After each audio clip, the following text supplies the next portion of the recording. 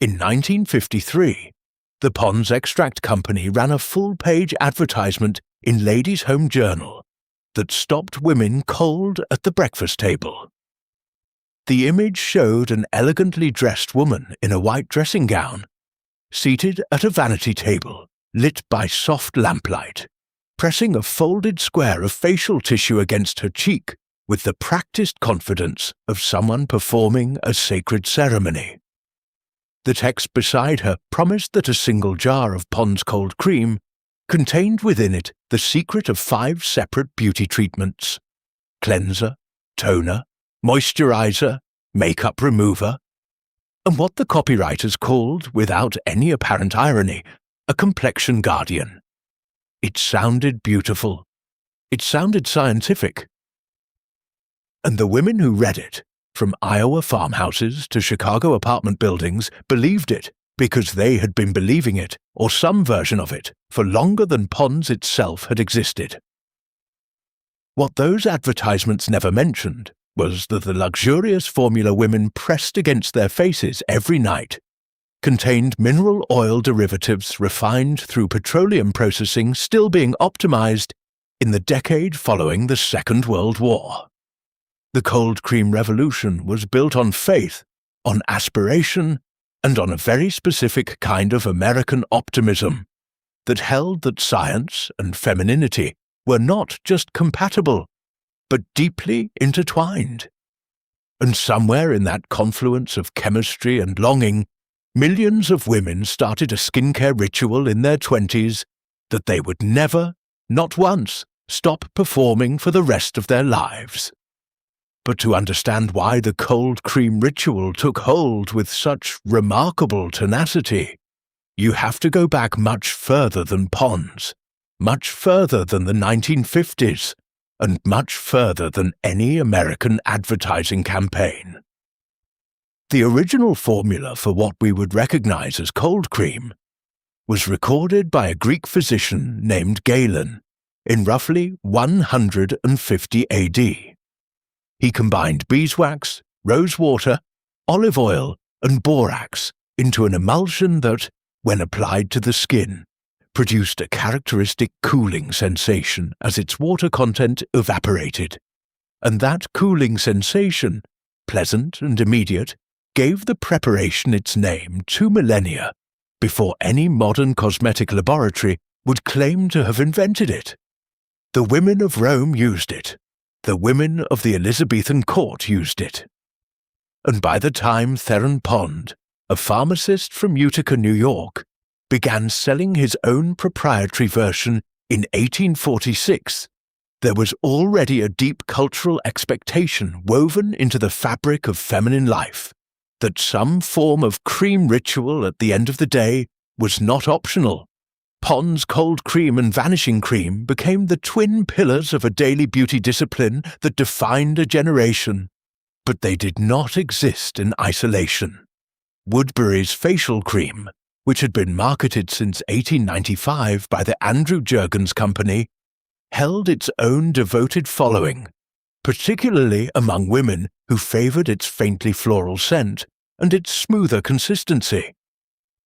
Noxzema, introduced in 1914 and named for its claimed ability to knock eczema, positioned itself as a medicinal product that happened to also be a beauty treatment, a genius bit of positioning that allowed drugstore buyers to stock it in 2 different departments simultaneously.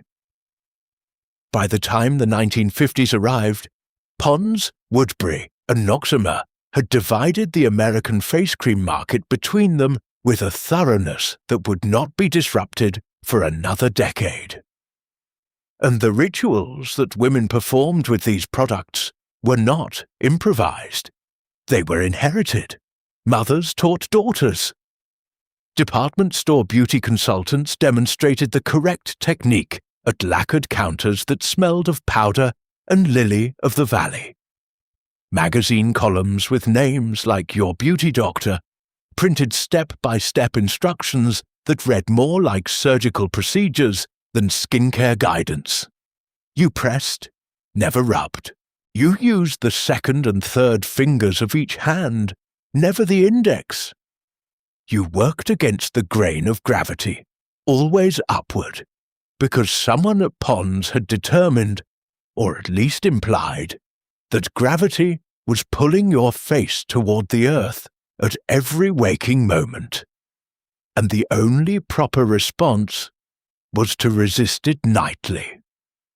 What the advertisements and the magazine columns never explained, and what a generation of women quietly discovered for themselves, was that the ritual worked not because of any single ingredient in any particular jar, but because of the sheer, accumulated power of repetition. The cold cream was a vehicle. The real transformation happened in the minutes themselves. The 1950s presented an unusual moment in the history of American skincare, because the decade coincided with a genuine revolution in cosmetic chemistry, one that the established cold cream brands were simultaneously racing to lead and profoundly reluctant to acknowledge. The catalyst was not a new formula. It was a woman named Hazel Bishop, a chemist from New Jersey who had spent years developing a long-wearing lipstick formulation before turning her considerable scientific attention toward skincare. When Bishop entered the facial cleanser market in the early part of the decade, she brought with her something the Pond's and Woodbury brands had never taken particularly seriously: clinical testing data. Her advertising campaigns in 1952 and 53 cited specific percentages of skin hydration improvement, named the individual emollient compounds in her formulations, and used the word laboratory in contexts that made the Pond's advertisements, with their gauzy lamplight photographs and their promises of guardian creams, look suddenly vague and unconvincing. The broader cosmetic industry was watching, and what they saw was a public that was beginning, just beginning, to want scientific credibility alongside its romantic imagery.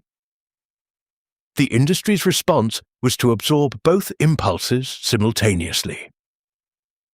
By 1955, Pond's had redesigned its packaging to include what it called complexion research findings.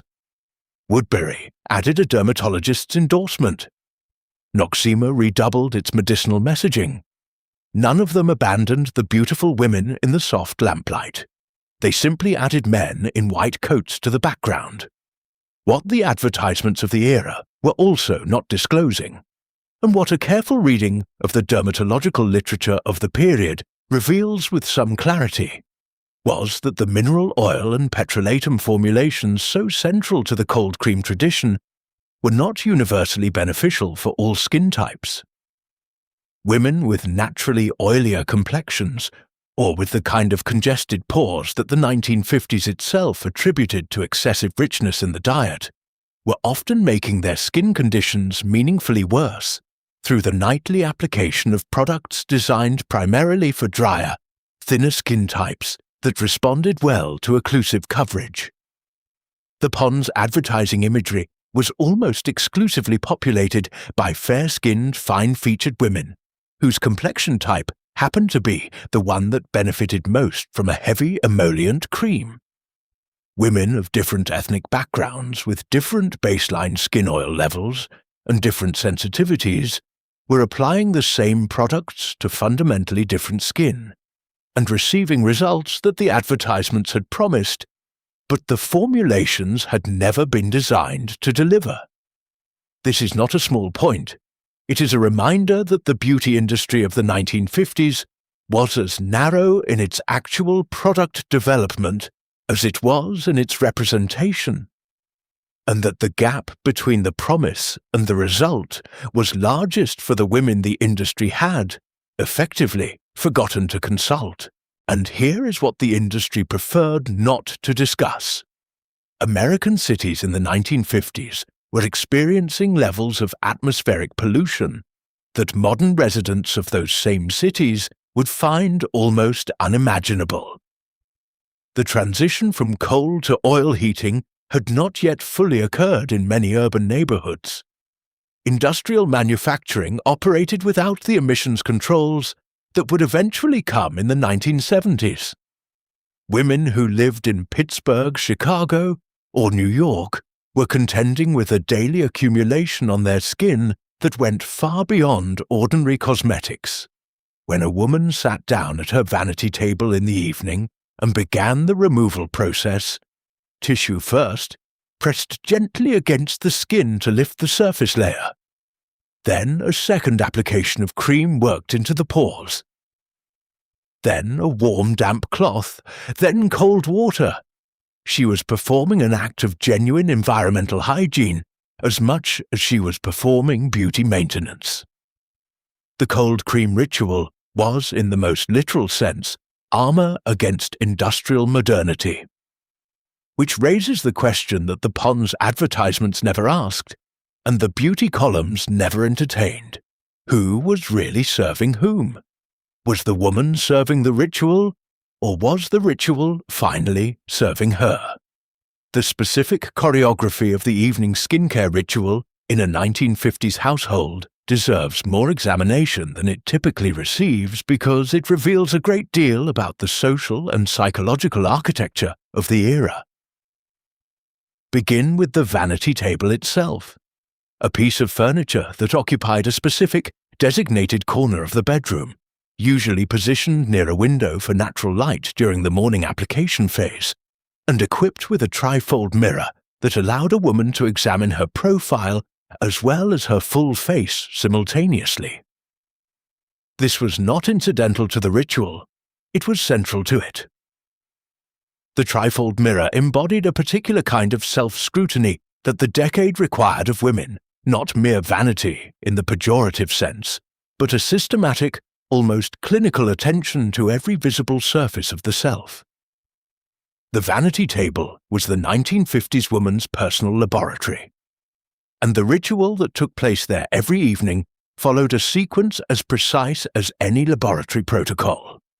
First, all traces of makeup were lifted with Pond's or a competitor's cream, the emulsifying agents in the formula binding to the oil-based cosmetics and allowing them to be lifted cleanly away with a folded tissue, never a cotton ball, which the magazines warned would leave tiny fibers in the pores, a claim of dubious scientific validity but absolute social authority. Second, a second lighter application of cleansing cream was worked into the pores with prescribed circular motions of the second and third fingers. Third, warm water on a face cloth, a specific face cloth, not the hand towel, was used to remove the cream residue.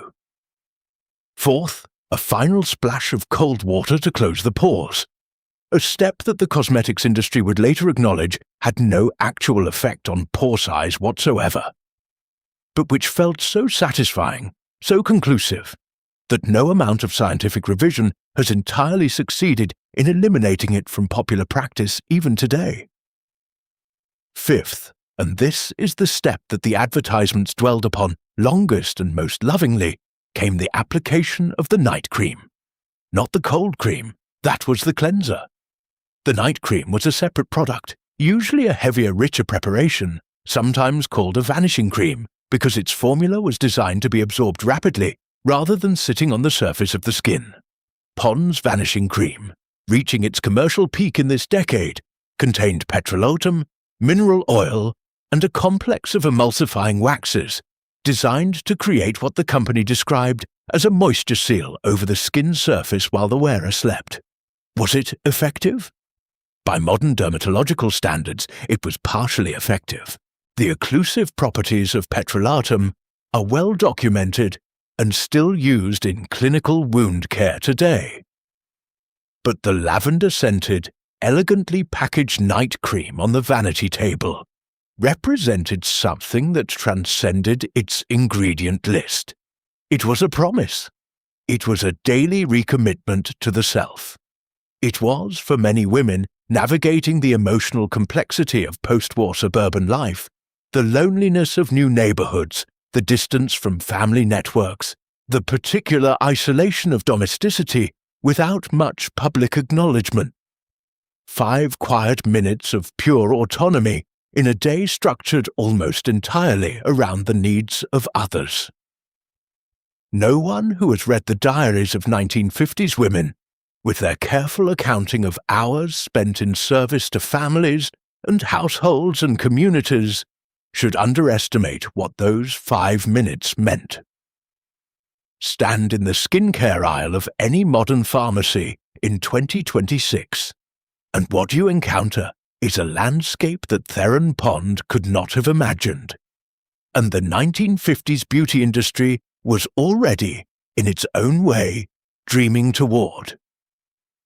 The modern consumer faces a wall of products with formulations featuring hyaluronic acid, retinol, ceramides, niacinamide, and peptide complexes so sophisticated that they require a separate education to decode the label. The Korean beauty industry's popularization of the 10-step skincare routine in the 2010s looked revolutionary to Western audiences, but it was, in fact, a direct descendant of the rituals that American women were performing at their vanity tables in 1953. Cleanse, tone, treat, seal. The vocabulary changed. The underlying architecture did not. What has genuinely changed is the cultural context surrounding the ritual. The 1950s woman performed her skincare routine in private, at a designated piece of furniture, in a specific sequence dictated by advertising and social expectation. The 21st century woman films her skincare routine, posts it online, builds communities around it, turns it into content. The ritual has become public. The privacy of the vanity table has migrated outward into the open air of the internet. But here is what endures across the 7 decades that separate Pond's golden era from today's ceramide culture. The ritual itself, not the products, not the specific steps or the particular ingredients or the brand names on the jars. The act of ending the day by attending to your own face, washing away everything the world put on it, applying something that is just for you, and going to sleep with the quiet confidence that you have taken care of yourself. Women started it in their 20s. They kept doing it in their 80s. And the smartest thing the Pond's Extract Company ever did, back in 1846 when Theron Pond first sold his formula from a pharmacy counter in upstate New York, was understand that they were not selling cream. They were selling the permission to stop, to be still, and to tend to yourself before the next day began. When Grace Kelly arrived at Paramount Pictures for her first studio screen test in 1950, the head makeup artist who assessed her bone structure told her, without apology or softening, that her cheeks were too gaunt for Technicolor. 3 weeks later, when Marilyn Monroe attended a producers' meeting at 20th Century Fox, a studio executive told her, with equal directness, that she needed to lose at least 8 pounds from the hips before she could be considered photogenic by the cameras they were using. Both women were in their early 20s. Both women were, by any reasonable standard, extraordinarily beautiful. And both women complied, because in the studio system of the early 1950s, the face on the screen did not belong to you. It belonged to the studio. It belonged to Max Factor. It belonged to a system of visual engineering so precise, so powerful, and so total in its reach that it redefined what feminine beauty itself meant for an entire generation of women watching from the dark of the movie theater, and who went home afterward to their bathroom mirrors, trying to close the impossible distance between those silver screen faces and their own. The Hollywood studio makeup department of the 1950s was one of the most sophisticated applied science operations in American industry, and almost no one outside the industry knew it existed in the form that it did. The public saw the results: the flawless complexions, the sculpted cheekbones, the eyes that seemed to contain their own light source. But the machinery that produced those results was carefully, deliberately invisible. Max Factor Sr., the Polish-born cosmetics genius who had built his empire on the specific visual demands of film photography, had spent decades developing what he called a complementary color system, a method of using precisely calibrated makeup tones to compensate for the way that early film stock and studio lighting distorted natural skin tones on camera. His pancake foundation, introduced in 1914 for silent films and continuously refined through the sound era, was the single most important cosmetic product in American film history. It was not available to the general public. It was applied by skilled technicians who understood the precise relationship between its density, the type of studio lighting being used, and the particular quality of an individual actress's skin on camera. By the time the 1950s arrived and Technicolor had become the industry standard, the Max Factor laboratory in Hollywood was producing customized foundation shades for individual stars, shades that existed nowhere in the consumer market because they were formulated specifically for one woman's face under one studio's lighting conditions. Grace Kelly's screen makeup was a cool ivory pink with a specific undertone calibrated to prevent the Technicolor process from making her naturally fair complexion appear washed out under hot studio lights. Marilyn Monroe's famous luminous screen skin was partially a product of a matte foundation, applied with a damp sponge, and then finished with a precise dusting of translucent powder, a technique that Max Factor's team had developed after observing that the standard dry powder application left a texture that registered as slightly granular under extreme close-up photography. Monroe also wore, according to studio records that survived from the period, a thin film of petroleum jelly applied over her foundation at the temples and décolletage, to create the slight reflectiveness that cameras of the era would read as healthy, youthful luminosity. It looked like life itself radiating from the inside. It was, in the most literal sense, chemistry. And this is the detail that the fan magazines of the era were never permitted to print. None of what you saw on screen was accidental. Every glowing pore was a deliberate engineering decision made by a man with a brush and a palette of compounds before the cameras ever rolled. The Kelly-Monroe duality was not organic. It was manufactured, sustained, and commercially exploited with a systematic efficiency that the studios of the 1950s had refined to a fine art. Grace Kelly's image, cool, aristocratic, contained.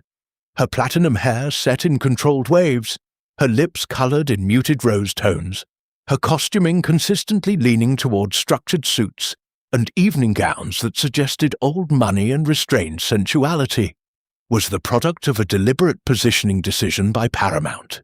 The studio needed a contrast figure to the bombshell imagery that Fox was building around Monroe, Jane Mansfield, and their contemporaries, and Kelly, with her Philadelphia mainline background and her natural reserve, provided the raw material. The makeup applied to her face for films like Rear Window and To Catch a Thief was calculated to amplify a specific set of qualities: precision, control, untouchability. Her foundation was lighter than her natural skin tone.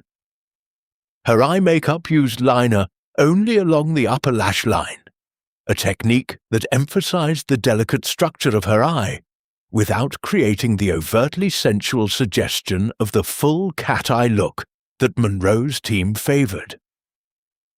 Her lips were always fully but softly colored, never extending beyond the natural lip line, an approach that conveyed sensuality while maintaining what the studio's publicity department would have called decorum. Marilyn Monroe's makeup, by contrast, was architecture. The Monroe look, the bleached platinum hair damaged by a complex two-stage dyeing process requiring weekly lanolin conditioning treatments, the heavily defined brow that her makeup artist, Whitey Snyder, drew slightly higher than her natural arch to create a permanently surprised openness, the lips rendered in the deep coral red that would become inseparable from her image, was the result of more than 2 hours in the makeup chair every morning of filming. The department store cosmetics counter of the 1950s was itself a carefully engineered theatre of aspiration, and understanding its role in translating Hollywood archetypes into domestic practice fills in the gap between the cinema screen and the bathroom mirror that the fan magazines of the era preferred to leave invisible. The counter was always positioned near the store's main entrance, a deliberate retail placement that ensured every woman entering the building would pass it on her way to wherever she was actually going. The lighting above the counter was designed to be flattering rather than accurate, which meant that the colors a woman chose under its warm glow would appear subtly different in natural daylight, which meant that the foundation she bought on a Tuesday afternoon might not be quite the right match when she appeared at the office on Wednesday morning. The counter girls, young women, always young women, whose own makeup was a walking advertisement for the products beneath the glass, were trained not just in product knowledge, but in the specific conversational technique of the soft upsell. Never push, always suggest, never contradict a customer's self-assessment, always redirect it toward a product. When a woman stood at the Max Factor counter and said she wanted to look like Grace Kelly, the counter girl was trained to respond not with the honest assessment that this might require Grace Kelly's bone structure, but with the recommendation of a specific foundation shade and a demonstration of contouring technique. The counter was the place where the aspiration was given a price and a purchase order. It was the hinge between the dream and the jar. What the magazine editorials and fan publications of the 1950s never explained, and what a generation of women quietly discovered at their bathroom mirrors, was that neither the Kelly aesthetic nor the Monroe aesthetic was achievable without the resources of a studio system. The techniques that Whitey Snyder used on Monroe's face, the precise shade matching that Max Factor's laboratory conducted for Kelly's complexion, the specific lighting rigs that made both women's photographs look the way they did. None of this was available to a woman sitting at a dime store vanity table in Cleveland with a compact of Coty air-spun powder and a drugstore tube of Tangy lipstick. But the magazines presented the finished results as if they were simply a matter of choosing the right products and applying sufficient effort. Helena Rubinstein ran advertisements in 1952, using the phrase Hollywood perfected beauty techniques above a product photograph and a price point of 79 cents. Max Factor's consumer line, a separate civilian market range bearing his name, but not the studio-grade formulations, was sold nationwide under the marketing claim that it would make any woman camera-ready. The gap between the promise and the reality was not acknowledged. It was the gap that women of the era were required to close in silence, privately, without complaint. And here is the piece of their history that deserves the most respect. Rather than acknowledging defeat, they developed extraordinary skill. The women of the 1950s were by and large masterful with their makeup in ways that their 21st century descendants frequently are not, because they had to be. The drugstore palette was limited. The techniques had to compensate for the limitations of the palette. Women learned to use their lipstick as blush, their eyebrow pencil as liner, their face powder as eyeshadow. They learned to make one product do the work of three, because one product was what the household budget allowed. And within those constraints, they built faces that carried them through decades of photographs that, looked at now, retain a specific kind of composed, deliberate beauty, that has nothing to do with the studio lab, and everything to do with the quiet discipline of women who understood that presence is something you construct, one careful brushstroke at a time. The Kelly-Monroe binary gave them two archetypes to navigate between, two poles of an aspiration that neither of them could fully reach. What they built instead was something entirely their own, shaped by those archetypes certainly, but animated by the specific intelligence and resourcefulness of real women working with real tools in the real light of their real bathroom mirrors. The Kelly-Monroe binary has not died. It has simply migrated platforms. The clean girl aesthetic that dominated social media in the early 2020s, the slicked-back hair, the barely-there makeup, the implication of effortless natural beauty, is a direct cultural descendant of the Grace Kelly archetype. Beauty as restraint, as discipline, as the careful management of one's visible self, to suggest that no management is occurring. The full glam aesthetic that coexists with it online, the full coverage foundation, the sculpted cheek, the bold lip, the lash, is the Monroe archetype in digital clothing. We have inherited both poles of the duality, complete with all of their internal contradictions and impossible standards. What has changed is the scale.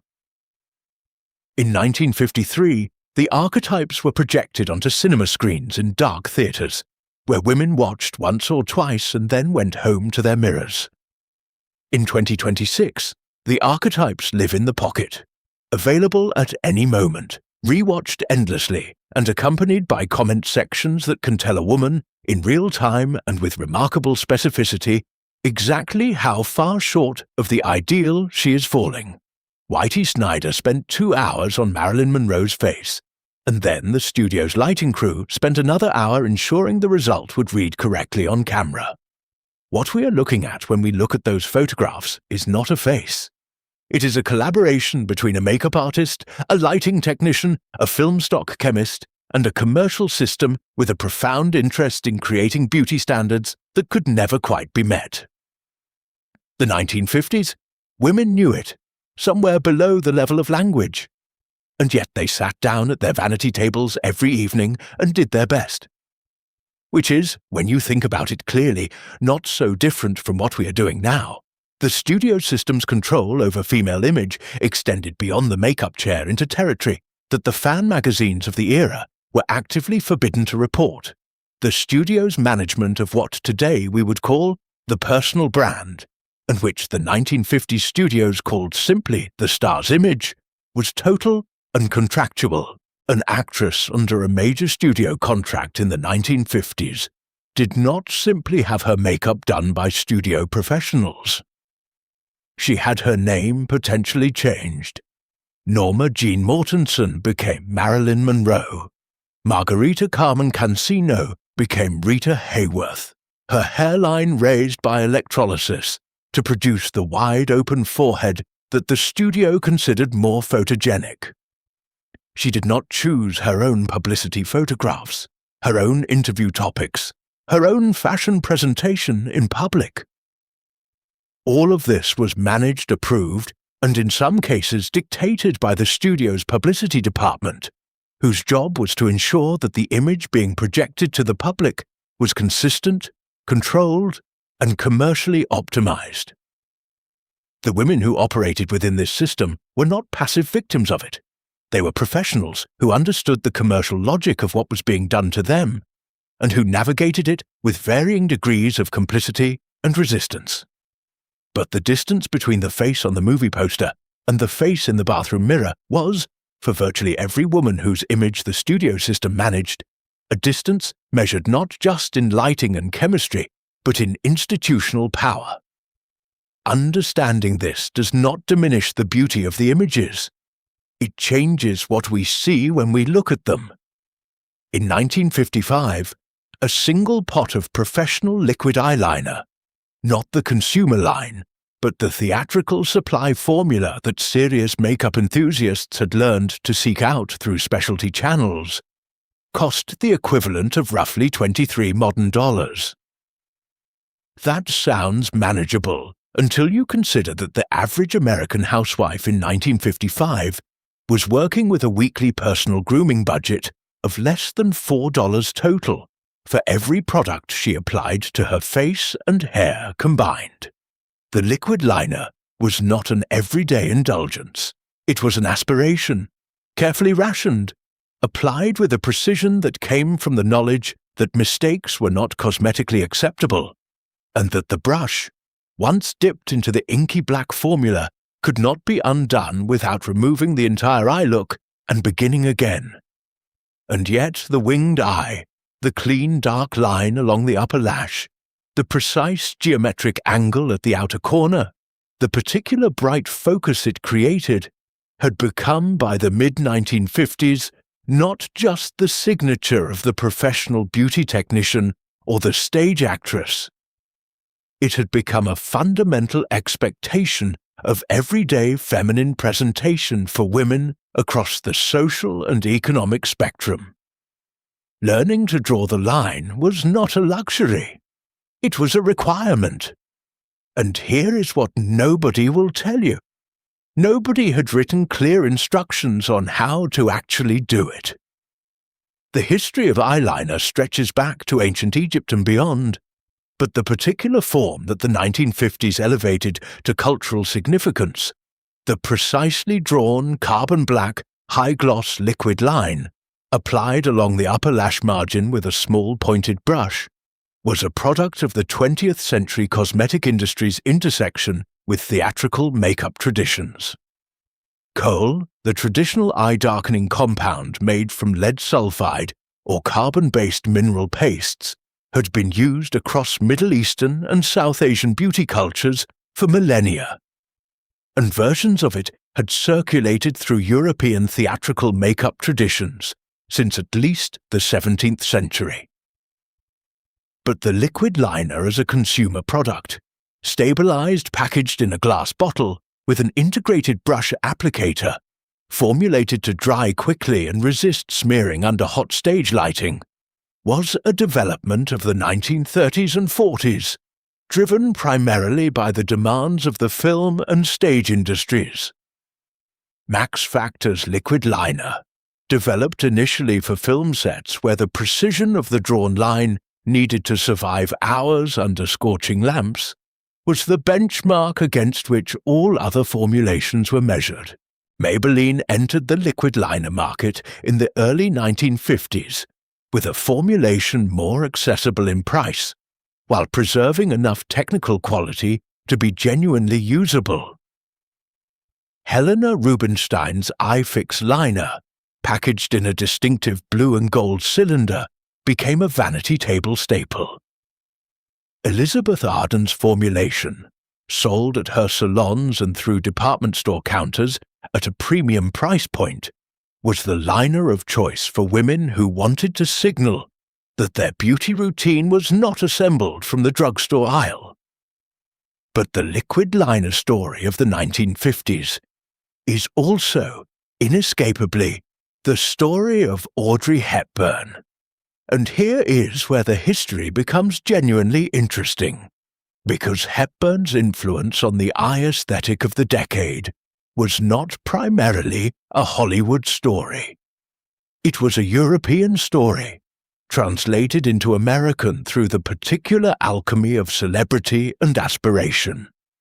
When Audrey Hepburn appeared on American cinema screens in Roman Holiday in 1953, the specific quality of her screen presence was immediately and widely identified as something new, or rather, something that felt like a recovery of something very old. A kind of classical refinement that the bombshell era had temporarily obscured. Her bone structure, her enormous dark eyes, her precise and understated screen makeup, all communicated an aesthetic that drew on European theatrical and artistic traditions rather than the Hollywood studio system's technicolor grammar. Hepburn's makeup artist for her American films, Alberto De Rossi, used a technique for her eyes that would be analyzed, discussed, and imitated in women's magazines for the remainder of the decade. The liner began at the inner corner of the upper lash line, was drawn outward with a clean, steady stroke, and then extended at the outer corner into a short, precise upward wing. Not the sharp geometric angle of the stage cat eye, but a subtler lift that followed the natural upward curve of the eye socket and appeared to extend the length of the eye horizontally. Below the lower lash line, De Rossi applied a thicker smudged line using a darker pencil formula rather than the liquid liner, creating a depth and density that anchored the entire eye look without producing the heavily dramatic effect of the full theatrical liner treatment. American women saw Hepburn's eye on the cinema screen and immediately wanted it. What they discovered, at their bathroom mirrors and their vanity tables, was that achieving it required a quality of hand steadiness, a control of pressure, and a spatial awareness of one's own facial geometry that took months, sometimes years, to genuinely develop. Maybelline did its best to assist. The company began printing liner application guides on the inner flap of its packaging in the mid-1950s, featuring small diagrams showing the correct angle of approach, the suggested stroke direction, and the recommended starting and ending points.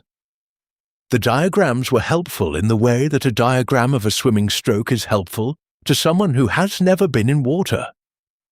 They conveyed the concept. The embodied knowledge required to execute it was something each woman had to acquire alone, in private, with her own hand and her own face, over a significant investment of time and dampened cotton balls. There are surviving letters between women of the era, sisters, college roommates, friends separated by distance, in which the winged liner technique is discussed with the specificity and seriousness of a medical consultation. What brand are you using? How long does it take you to get both wings even? Have you tried resting your elbow on the counter? These were serious questions asked in earnest, because the stakes, as the social world of the era defined them, were entirely real. There is a specific document that survives from 1955 that deserves mention here, because it captures, with unusual specificity, the embodied reality of what the liquid liner demand actually cost ordinary women in the daily currency of time and self-regard. It is a letter written by a 23-year-old woman in Milwaukee, Wisconsin, to her sister in Cincinnati, preserved in a university archive collection of mid-century personal correspondence, in which she describes spending 45 minutes on a Tuesday morning attempting to draw her eyeliner before giving up, washing her face, and going to work without any eye makeup at all, arriving at the office, as she put it, feeling rather naked and trying not to think about it all day. The letter is funny and self-deprecating and entirely matter-of-fact, in the way that women of the era tended to describe their beauty struggles when writing to each other in private, without self-pity, without anger, with a kind of fond exasperation at a requirement they had accepted as simply part of the landscape of their lives. What strikes a contemporary reader is the absolute absence of any questioning of the requirement itself. The problem was not that she was expected to draw a perfect line with a tiny brush before going to work at 8 in the morning. The problem was that she had not yet mastered the technique. She would practice more. She would ask her sister how she managed it, and eventually she would get it right. The line was the given. The question was only how to meet it. And consider what the eyeliner demanded in purely ergonomic terms that no beauty editor ever published. The application required the non-dominant hand to hold the eye open while the dominant hand drew the line, two hands performing entirely different tasks simultaneously. One was static, one was in motion. The coordination between them was the thing that took months to develop, and the measure of that development was purely somatic. It lived in the muscles, not in the mind. Women who tried to think their way through the liner application invariably produced worse results than women who had stopped thinking about it entirely and simply let the movement happen. This is exactly how any skilled physical performance works. The thinking phase, which is frustrating and produces poor results, eventually gives way to the somatic phase, which is effortless and produces mastery. The liner was teaching women something about embodied knowledge that no magazine column could articulate and no diagram could transmit. It was teaching them that some things can only be learned by doing them, over and over, until the body knows. The social symbolism of the winged eye in the 1950s has been extensively documented in cultural criticism of the intervening decades. But the physical, technical, and psychological experience of the women who were actually learning to draw it has received less attention than it deserves. The winged liner was a skill, and like all skills, it produced within the women who pursued it a specific and identifiable emotional trajectory that began in frustration and ended, for those who persisted, in something that genuinely resembled mastery. The early phase, the period of unsteady lines, of wings that pointed in different directions, of liner that strayed below the lash line and had to be removed and restarted, of the particular despair of having one eye finished and perfect, and the other resolutely refusing to cooperate, was a universal female experience of the era that the beauty magazines addressed almost entirely through the language of encouragement, and very rarely through the more useful language of technique. What actually transmitted the technique was other women. Sisters, mothers who had learned from theatrical or professional backgrounds, college roommates who had worked summer jobs at cosmetics counters. The liner technique of the 1950s was, functionally, an embodied tradition passed from hand to hand and face to face, in bedrooms and dormitory bathrooms and beauty school training rooms. The specific tricks that circulated through these informal networks were never written down in any beauty column of the era, yet they were in wide and active circulation. The technique of anchoring the brush hand against the cheekbone to stabilize the stroke. Drawing the wing first, at the outer corner, before connecting it to the lash line, to guarantee the angle before committing to the full line.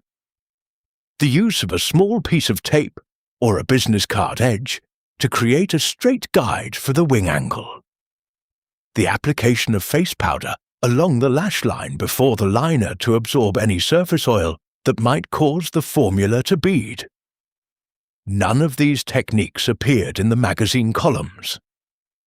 All of them were alive, moving through the informal networks by which women have always shared the specific, technical knowledge of how to survive in a world that demands their beauty without particularly helping them achieve it.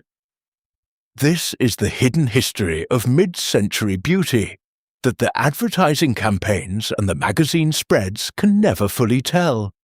The history of women teaching each other, in private, how to meet the standards that public culture had set without providing the means to reach them. The winged liner has had more cultural revivals than almost any other beauty trend of the 20th century, and each revival reveals something specific about the moment in which it occurs.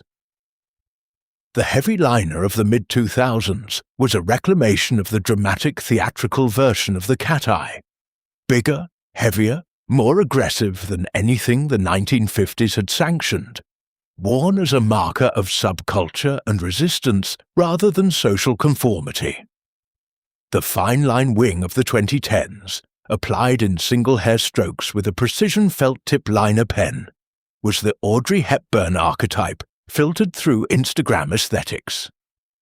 And the current moment in which graphic liner has expanded beyond the traditional lash line to appear at unexpected angles, in unexpected colors, in unexpected positions on the face entirely, represents a genuine break from the utilitarian purpose that liner originally served, which was to make the eye appear larger, brighter, and more distinctly defined in a face that cosmetic convention required to be otherwise fairly neutral.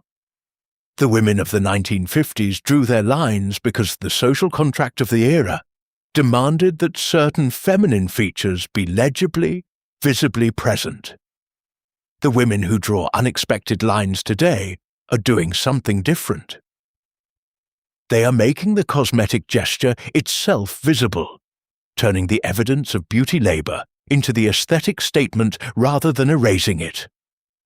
But they would recognize each other's tools across the decades, and they would both recognize, without needing to discuss it, the specific satisfaction of the moment when the line, after all the practice, all the cotton balls, all the starting over, finally comes out right. In 1956, a diet plan published in the October issue of McCall's magazine recommended that women consume nothing but tomato juice, hard-boiled eggs, black coffee, and the occasional serving of steamed fish for 5 consecutive days before any major social event where they needed to appear at their most slender. The plan was attributed to a physician, not named, simply identified as a leading Beverly Hills specialist who had purportedly prescribed it to several well-known film personalities who needed to drop weight rapidly before a premiere or a photograph. It was, by any modern nutritional standard, dangerously inadequate. It delivered approximately 400 to 500 calories per day. It ran in one of the most widely circulated women's magazines in America, with no disclaimer, no qualification, and no advice to consult a personal physician before beginning. 300,000 women read it. A significant number of them tried it. Almost none of them told their husbands. And here is the thing that the beauty columns never asked. What were those women feeling the morning they finished the 5 days? Not thinner, not transformed, hungry, and entirely alone with that hunger. The relationship between the American woman and her body weight in the 1950s was neither simple nor uniformly aspirational toward thinness. The post-war years had produced a generation of women who had experienced genuine food scarcity, rationing, wartime agricultural disruption, the specific privations of households that had sent their men overseas, and who had emerged from that experience with a deep, embodied appetite for abundance. The food culture of the 1950s was, in many respects, a celebration of plenty. Jell-O molds with fruit suspended in their translucent bodies, tuna noodle casseroles assembled from canned ingredients that had been unavailable during the war years, layer cakes with frosting applied in generous swirls that demonstrated that there was enough sugar, enough butter, enough of everything.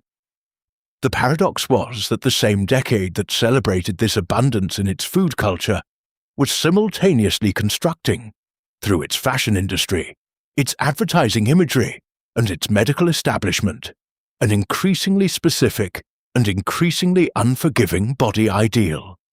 The new look that Christian Dior introduced in 1947, the nipped waist, the full skirt, the cinched silhouette, required a proportion between hip, waist, and bust that most women's naturally varying bodies did not spontaneously produce. The foundation garment industry addressed the silhouette from the outside in. The diet industry addressed it from the inside out. And by the early 1950s, both industries were operating at full capacity simultaneously, often in the same magazine spread, sometimes on the same page. The gelatin era of mid-century dieting deserves its own careful examination because it represents a uniquely American solution to the ancient human problem of wanting to eat well while also wanting to eat less. Knox Gelatin, founded in 1890 by Charles Knox and his wife Rose, had been marketing its product to American housewives as a culinary essential since the turn of the century. But in the 1950s, the company discovered a second marketing lane that proved even more commercially potent than the recipe angle: beauty. An advertisement for Knox Gelatin ran in Ladies' Home Journal in 1954, claiming that gelatin was the beauty food of the stars because its collagen-building properties would improve the quality of a woman's hair, skin, and nails. The same issue contained a diet plan featuring gelatin-based salads as the primary meal component, on the grounds that gelatin was filling, low in calories, and could be molded into presentations that looked festive and abundant even when the caloric content was minimal. Knox was marketing the same product to the same woman, for two entirely different purposes in the same periodical. It was a kind of genius. The woman buying the gelatin knew it on some level, and she bought it anyway, because the alternative was to acknowledge the contradiction. And the 1950s did not provide much cultural support for that particular exercise in critical thinking.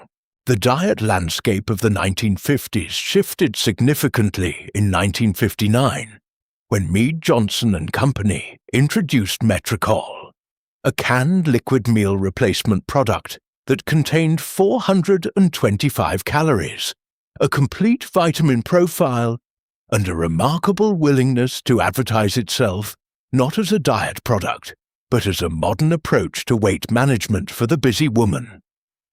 Metricol was the first commercially successful meal replacement product in American history, and its success reshaped the diet industry in ways that are still visible today. But before Metricol rationalized and industrialized the American woman's relationship with caloric reduction, the diet culture of the decade had been a baroque and sometimes genuinely alarming ecosystem of amateur nutritional theory, celebrity endorsement, and institutional medicine of highly variable quality. The egg and grapefruit diet, the Stillman high-protein regime, the various permutations of the low-carbohydrate approach that had been circulating in American medical literature since the 1800s, but kept being rediscovered and rebranded by successive generations of physicians. All of these competed for the attention of women trying to reconcile the domestic food abundance of their daily lives with the increasingly specific body requirements of their public presentation. The role of the women's magazine in this ecosystem cannot be overstated. The beauty editor of the 1950s women's magazine operated in a genuinely complicated ethical space, simultaneously required to sell advertising from the food industry and to curate editorial content serving readers who were attempting to eat as little as possible. The figure of the diet columnist in the 1950s women's magazine deserves its own specific examination, because she occupied a position of remarkable cultural power that has been almost entirely erased from the historical record. Women like Gaylord Hauser, technically a man, but with a female readership and a feminine cultural register, and Adele Davis, whose Let's Eat Right to Keep Fit became one of the decade's influential nutrition texts, were not operating in the register of what we would today recognize as evidence-based dietary guidance. They were operating in the register of aspiration and social shame, and their authority derived not from any particular scientific credential, but from the cultural position of the beauty expert, the person who stood between the woman and the social ideal she was expected to achieve offering tools and holding the measuring tape. What Hauser and Davis had in common, despite their very different approaches, was a shared underlying message. The body you currently inhabit is insufficient, and this insufficiency is your responsibility to address. Hauser, who counted Greta Garbo and the Duchess of Windsor among his devoted followers, promoted a version of nutritional theory that borrowed the prestige of celebrity while offering no verifiable mechanism. Davis, who had actual nutritional training, was simply wrong about enough specific biochemical claims that subsequent decades of research would have to systematically dismount them. But both were extraordinarily influential. Both were trusted. And both delivered their messages to women who were already primed by every other cultural institution around them to believe that their bodies required correction. The diet columnist was not the origin of this belief. She was its most profitable address. The solution the magazines developed was the concept of sensible eating, a framework that simultaneously celebrated food culture and endorsed caloric restriction by positioning the woman's relationship with food as a matter of individual willpower and moral character rather than systemic commercial pressure. The woman who ate too much was not the victim of an advertising industry that had simultaneously sold her the angel food cake and the emergency diet.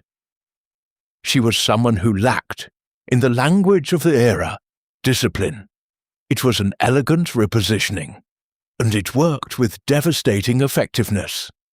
What it concealed, and what the diet industry of every subsequent decade has continued to conceal with varying degrees of success, was the degree to which the body weight anxiety that the 1950s manufactured for its women was not a natural phenomenon arising from genuine health concerns, but a commercially produced anxiety that could be sold back to them at retail. The tomato juice diet existed not because tomato juice was effective for weight loss, but because tomato juice was cheap, available, and sufficiently unpleasant as a sole food source to feel like discipline. The feeling of discipline was itself the product being sold. The physical reality of mid-century dieting deserves the empathy and specificity that the typical historical treatment tends to avoid. The women who followed the egg and tomato juice regimens, who dissolved Knox gelatin into their afternoon tea, who ate their dinner in the kitchen before the family meal, and then sat at the table consuming only salad while they served second portions to their husbands and children. These women were not naive. They were not simply credulous victims of advertising manipulation. They were women navigating a social world in which their physical appearance was subject to daily public evaluation of a kind and intensity that their male counterparts did not experience, and in which the consequences of failing to meet the visual standard of the era were social, professional, and marital in nature.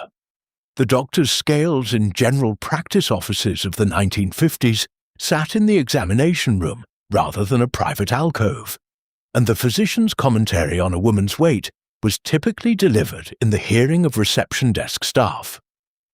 Women's magazine columns ran reader letters in which women described the specific shame of a husband's casual comment about their figure at the dinner table, delivered without cruelty, in the social grammar of the era, as simple statements of aesthetic preference. The diet industry was not creating this anxiety. It was monetizing an anxiety already being produced and reinforced by every other cultural institution the woman moved through.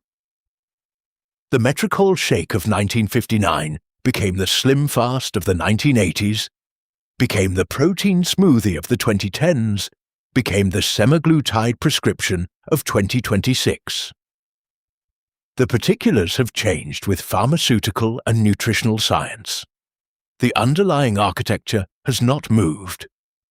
The body weight anxiety that the 1950s manufactured for its women and sold back to them in 30-cent gelatin packets is the same anxiety that the social media era photographs, filters, and sells at scale and speed that make the Ladies' Home Journal of 1954 look almost quaint by comparison.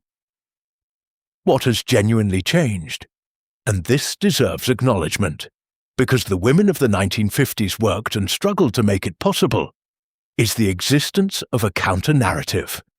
The body-positive movement, the health at every size framework, the growing body of nutritional science that has conclusively documented the harm of chronic caloric restriction. These things exist now in ways they did not exist when the McCall's emergency diet was printed. They have not won.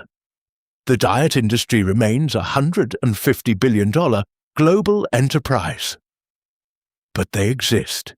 They circulate. They give some women, some of the time, a way to refuse the requirement that the women of 1956 had no language to name and no cultural permission to decline.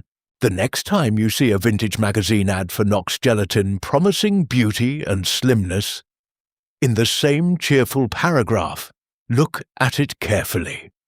Behind the illustration and the optimistic copy is the face of a woman who wanted, as all women want, to be considered enough. That is not something to laugh at. It is something to honor.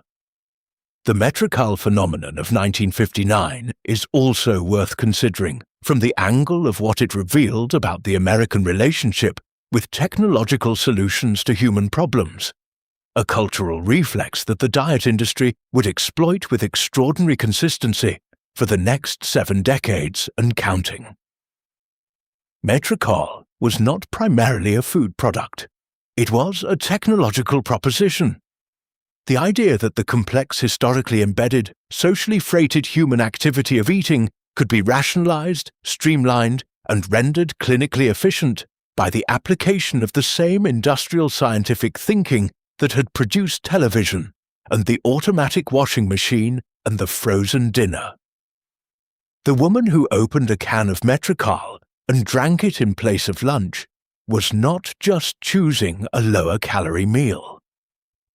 She was adopting a worldview, the worldview that said the body's requirements could be met by a standardized, scientifically optimized formulation, rather than by the messy, imprecise, culturally embedded practice of cooking and eating real food.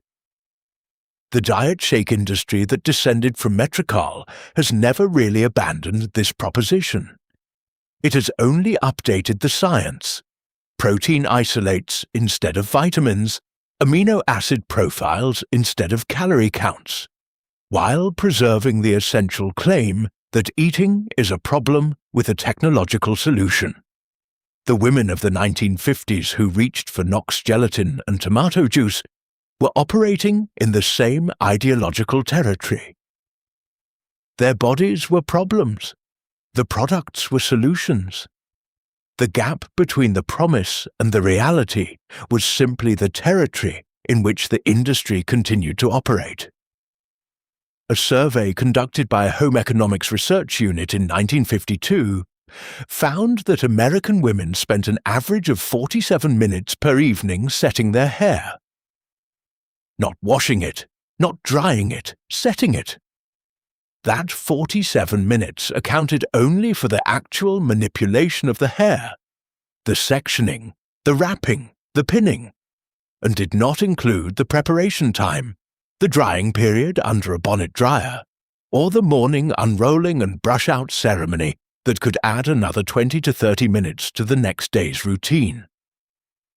When researchers tallied the full weekly hair time burden for the average American woman of the era, including the mandatory salon visit that most women scheduled once per week, they arrived at a figure that exceeded 7 hours, more time than most women spent in paid employment, in a decade when most women were not employed outside the home. The pin curl was not a beauty preference. It was a second occupation. and unlike the jobs that women had been asked to vacate at the war's end to make room for returning servicemen, this one required no application, paid no wages, offered no benefits, and never closed for a holiday. Ask yourself, what else could 7 hours a week have built? The pin curl's dominance in the 1950s hair culture was the product of a confluence of factors that were chemical, economic, and social in nature. The permanent wave, a chemical treatment that used ammonia-based solutions to restructure the protein bonds within the hair shaft and produce a lasting curl, had been commercially available since the 1930s. And by the 1950s, it was technically capable of producing the full, soft, disciplined curls that the decade required. But permanent waves had significant limitations. They were expensive. They were time-consuming. They produced results of variable quality depending heavily on the skill of whoever applied them. And most crucially, they wore out. The curl pattern loosened within 6 to 8 weeks, requiring repeat treatment of chemically vulnerable hair that could, and often did, sustain significant damage over time. The pin curl offered an alternative that was free of chemical risk, free of additional cost beyond the initial small investment in metal or plastic clips, and capable of being performed every evening without professional assistance. It was also, for women who mastered it, capable of producing results of extraordinary precision and beauty. The foundational tools were simple: a setting lotion, Lilt, Helene Curtis's Suave Wave Lotion, or a homemade preparation of sugar water or flat beer that had been in domestic use since before any commercial product existed, applied to damp hair to provide slip and hold. Small sections of hair wound around the fingers into flat circular coils and secured with a metal butterfly clip or a U-shaped bobby pin, a fine-tooth comb for sectioning, and patience. Large, patient, daily quantities of patience. The sectioning pattern determined everything in the pin curl system, and this is what the magazine diagrams could draw, but never fully convey. The sectioning was a three-dimensional spatial problem solved differently by every woman, for her own particular hair texture, facial structure, and desired final shape. Curls set at the crown wound in a clockwise direction would produce, upon release and brushing, a wave that swept back and to the right. Curls at the nape wound, counterclockwise, would produce a gentle undercurl that kept the ends of the hairstyle tucked and controlled.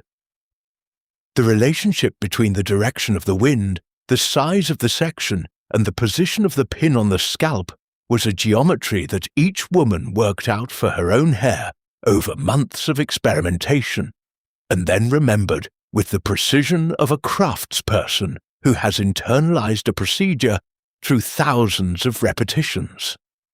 Women with fine, straight hair faced different challenges than women with coarser or naturally wavy hair. The fine-haired woman needed smaller sections and more of them, and her setting lotion had to be applied with a lighter hand to avoid the stiffness that would make the brushed-out result look rigid rather than fluid. The naturally wavy woman had to set against the grain of her hair's own inclinations, a nightly negotiation between what the hair wanted to do and what the decade required of it.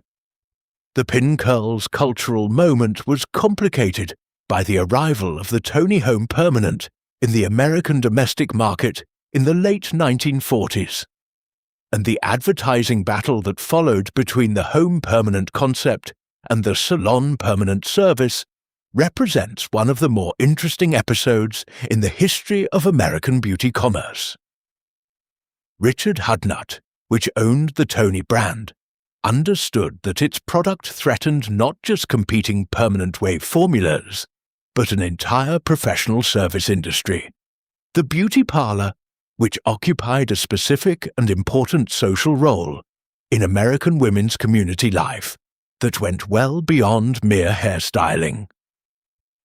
The beauty parlor of the 1950s was a weekly social institution. Women booked standing appointments. They knew the name of every operator in the shop. They exchanged confidences across the shampoo bowl that they would not have shared in any other setting. The beauty parlor was a women's space in an era when dedicated women's public spaces were not abundant, and its function as a community hub was as important as its function as a place of hair service. The Tony campaign, with its famous "Which twin has the Tony?" advertising format, was explicitly addressing women who could not afford weekly salon visits, a significant majority of American women, and positioning at-home permanence as both a quality equivalent and an economic liberation. The pin curl existed in the space between these competing claims, requiring neither chemical product nor professional service, only time, skill, and the accumulated knowledge of women helping each other navigate a world that kept finding new things to sell them. The setting lotion itself, that intermediate product between damp hair and set curl, is a piece of mid-century chemistry that has received almost no historical attention, despite being fundamental to the entire pin curl ritual and its results.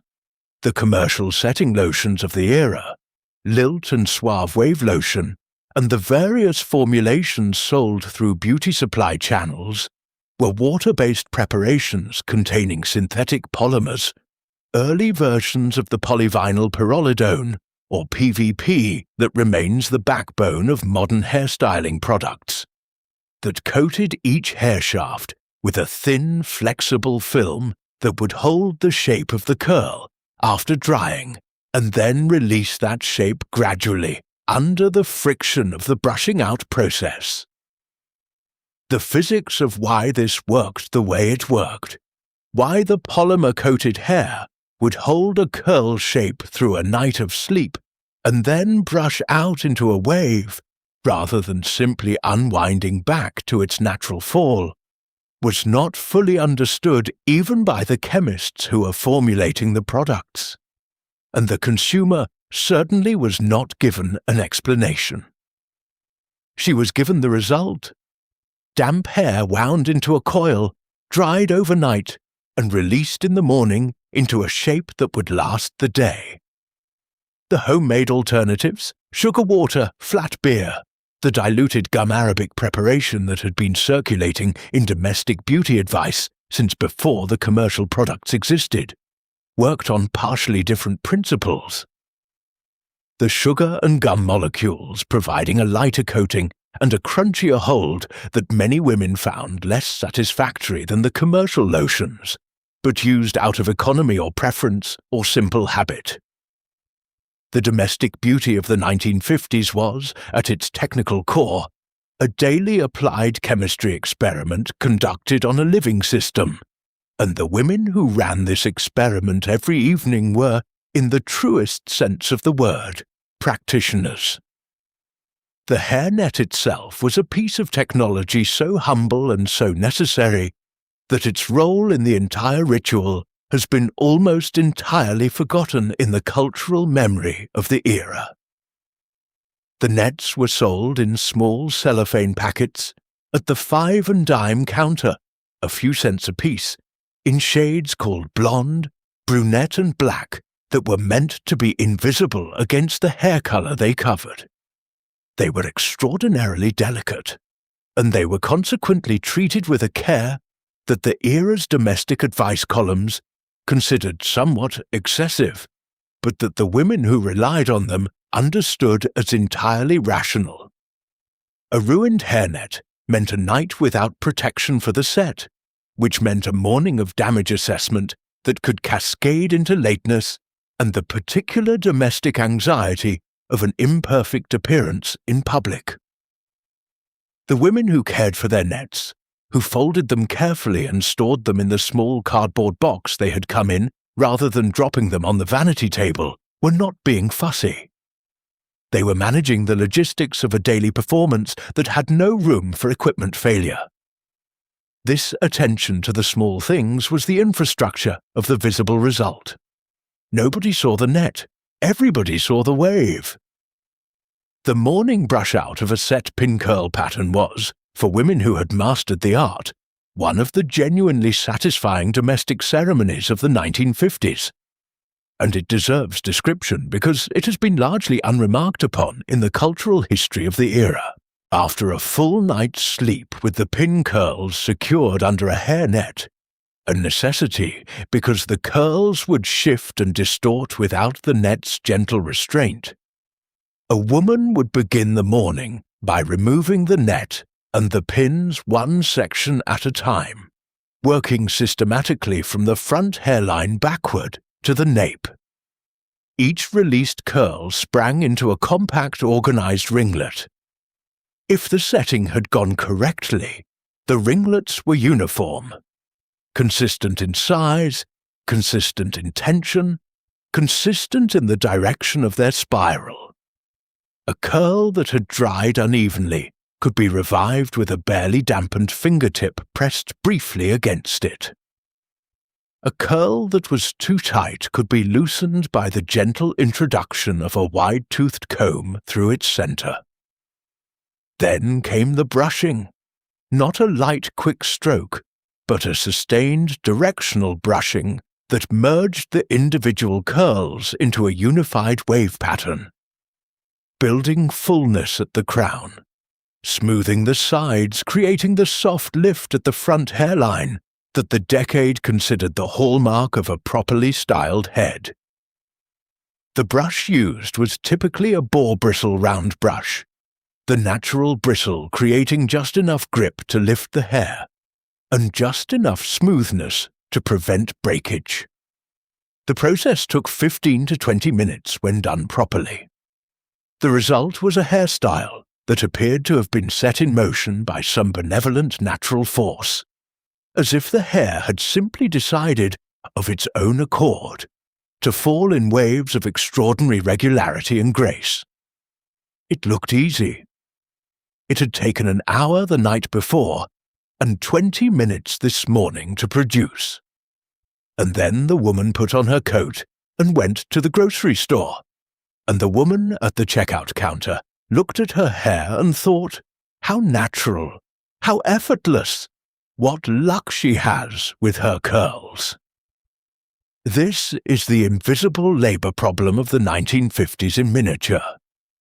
The work that women performed was so thoroughly erased from view that its results read as nature. The pin curl was labor. The perfectly set wave was art. The social convention that required both to be presented as neither, that required the finished appearance to look as though it had required nothing at all, was a form of cultural gaslighting so pervasive and so normalized that most of the women living inside it could not have named it as such. They simply set their hair each evening and brushed it out each morning and appeared at the grocery store looking effortless. And the world accepted the effortlessness without acknowledging the work, because acknowledging the work would have required acknowledging the worker. And that, in the social grammar of the 1950s, was not something the decade was prepared to do. The silk bonnet has made a cultural return in the 2020s, not as a relic, but as a genuine daily use sleep accessory for a generation of women, particularly black women, who are reclaiming the protective sleep practices that the natural hair movement has validated and celebrated. The principle is identical to the 1950s hairnet. Protect the shape of the style during sleep, reduce friction against the pillow, preserve the integrity of the curl pattern overnight. The products have changed to silk rather than nylon mesh, designed for both functionality and aesthetic beauty, but the underlying act of tending to one's hair before sleep, of preparing it for the next day's presentation, with the attention and care that the thing deserves, is continuous with the vanity table rituals of the 1950s, in ways that are not merely historical coincidence. The pin curl, women knew what they were doing. They knew that appearance required preparation, and preparation required time, and time was something that a society that valued their appearance had not offered to give them. It was something they would have to carve out for themselves in the evenings, in the quiet of their bedrooms, 47 minutes at a time. That is still true. The tools have improved. The social permission to refuse has expanded. But the fundamental act, a woman, a mirror, and the patient work of preparing herself for the world, endures. It always has. And it always will. In 1954, the Patricia Stevens Career College for Women in Chicago, one of the most prestigious finishing schools in the American Midwest, charged the equivalent of $1,200 modern dollars for an 8-week evening program that included, as its very first module, an intensive unit on the correct procedure for entering and seating oneself in a chair. Not in a classroom, not at a formal dining table, in a chair. The technique involved approaching from the front right quarter, locating the seat edge with the back of one calf, lowering the body in a controlled descent powered by the thigh muscles rather than the hands, and arriving at the seated position with the knees together, the spine erect, and the hands arranged in the lap, in a configuration that the course materials described as restful but alert. Women who arrived at the Patricia Stevens program with what the instructors called a drop sit, simply falling backward into a chair without the controlled approach, were required to practice the correct method a minimum of 30 times per session before the course would advance to the next module. $1,200 to sit down correctly. And the enrollment wait lists in 1954 were 2 full semesters long. What does it mean that women paid that much and waited that long to learn something the world expected them to already know? The finishing school, or charm school, or career college for women, the institution went by different names that reflected different marketing positionings, but offered substantially similar curricula, was one of the more revealing cultural institutions of the 1950s, because it made visible, in the form of a commercial transaction, something that the broader culture preferred to present as innate. The curriculum of the charm school was, in essence, the decoded manual for a set of behaviors and presentations that middle and upper-middle-class American women were expected to have absorbed naturally, through family environment and social observation, without being explicitly taught. The woman who moved correctly, spoke correctly, dressed correctly, and managed social interactions with the appropriate degree of warmth, restraint, animation, and deference was understood, in the social grammar of the decade, to have been raised well. The woman who attended charm school was, by definition, one who had not been raised in a context that provided this transmission naturally, or one who recognized that the encoding of these behaviors as second nature, as automatic as invisible, was itself a social advantage worth purchasing. Patricia Stevens Barbizon, the Ophelia DeVore School of Charm. These institutions served a clientele that ranged from the daughters of immigrant families who wanted their children to navigate mainstream professional American society more fluently, to the daughters of established middle-class families who wanted certification of the social graces they had already been practicing for years. The curriculum was remarkably consistent across institutions. Posture was always the first module, because posture was understood to be the foundation of all visible presentation. A woman who stood and walked correctly was already communicating a particular relationship with herself and with the space she occupied, regardless of anything she said or wore. Books balanced on the crown of the head. weighted dowels held at shoulder height behind the back. The famous Patricia Stevens exercise in which students crossed a room with a glass of water balanced on their closed fists. Poise was not decorative. It was structural. The module on introductions typically ran 4 sessions long at most institutions, because the grammar of introduction in the 1950s social world was a complex hierarchical system with rules for every possible pairing of social statuses. A woman was introduced to a man before a man was introduced to a woman, because men were introduced to the social superior. An older woman was introduced after a younger woman and received the introduction rather than receiving the name first. A married woman carried specific precedence over an unmarried woman in certain contexts and not others. The specific phrases used, Mrs. Harrison, may I present Mr. Alderton versus Mr. Alderton? I would like you to meet Mrs. Harrison, carried social coding that any properly educated person of the era could instantly decode for relative status, familiarity, and setting. A woman who introduced in the wrong order was not merely making a mistake. She was announcing her origins. And in the 1950s, your origins were everything. The charm school industry of the 1950s exists in a peculiar historical tension that its contemporary promoters could not acknowledge without dismantling their entire commercial premise. The behaviors it was selling as universal standards of feminine excellence were, in fact, the specific behaviors of a particular social class and ethnic background, and the school's willingness to sell those behaviors was simultaneously an act of aspiration, enabling democratization and an act of cultural erasure. The Ophelia DeVore School of Charm, founded in Harlem in the 1940s by the model and entrepreneur Ophelia DeVore, navigated this tension with particular sophistication and deserves far more historical attention than it typically receives.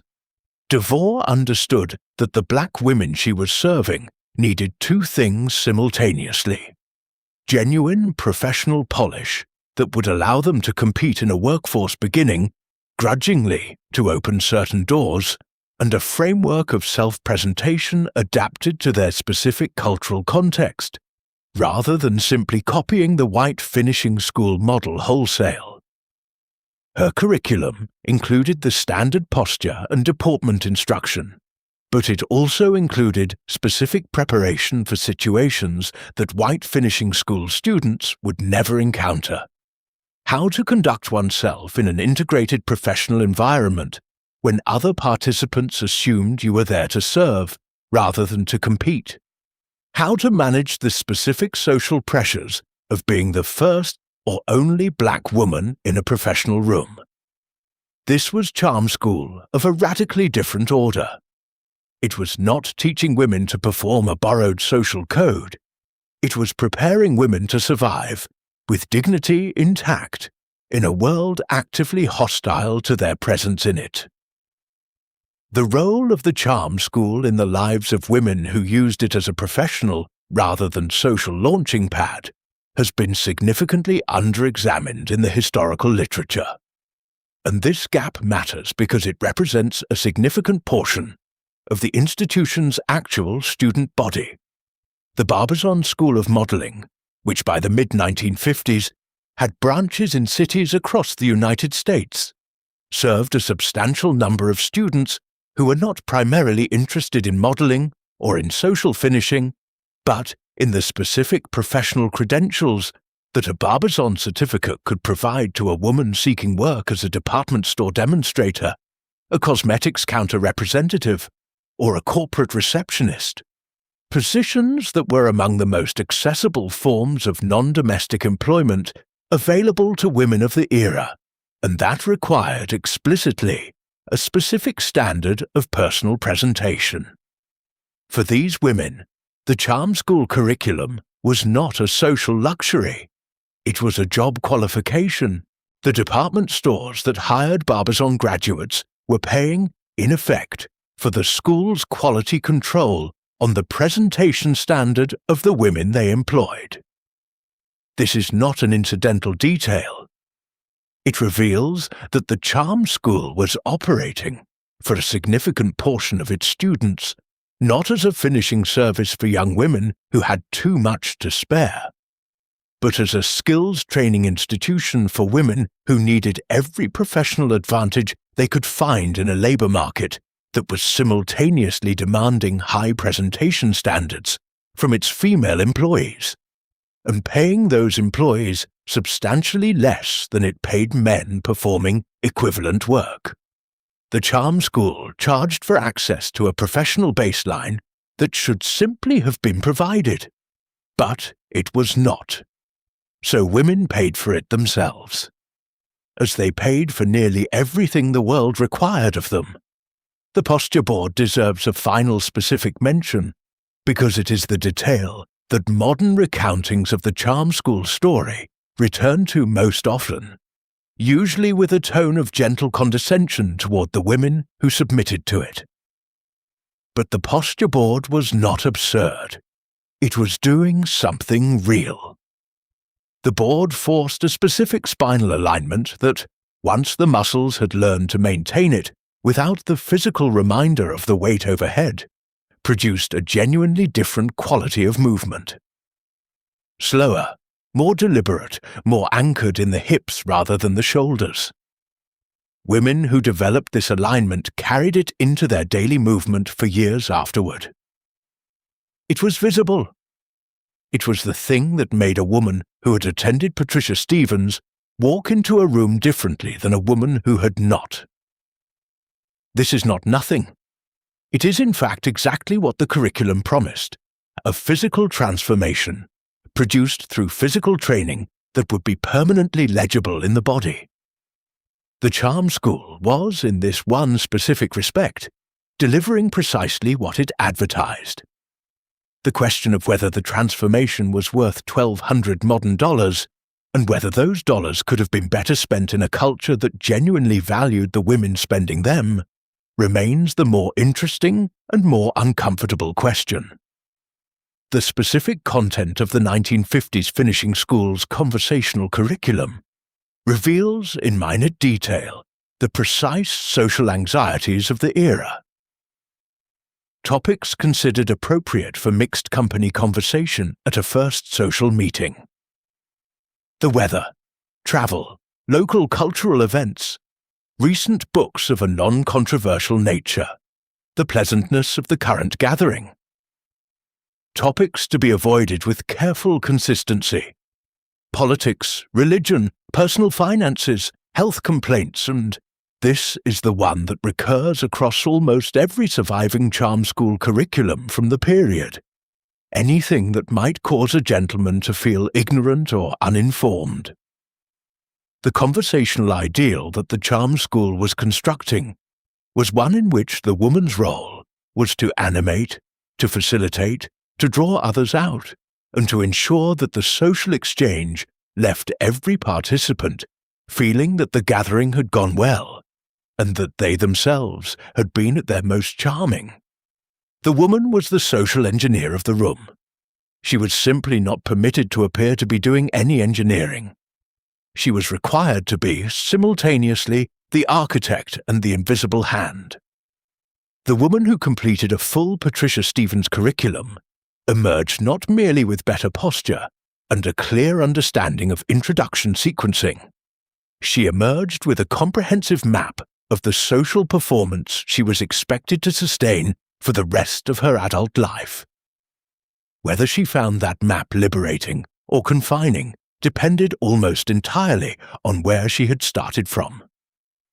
The glove module deserves specific mention because no single item of clothing better encapsulates the social coding density of the 1950s feminine wardrobe than the glove in its various lengths and materials. Short white kid gloves for young women of marriageable age attending daytime social functions.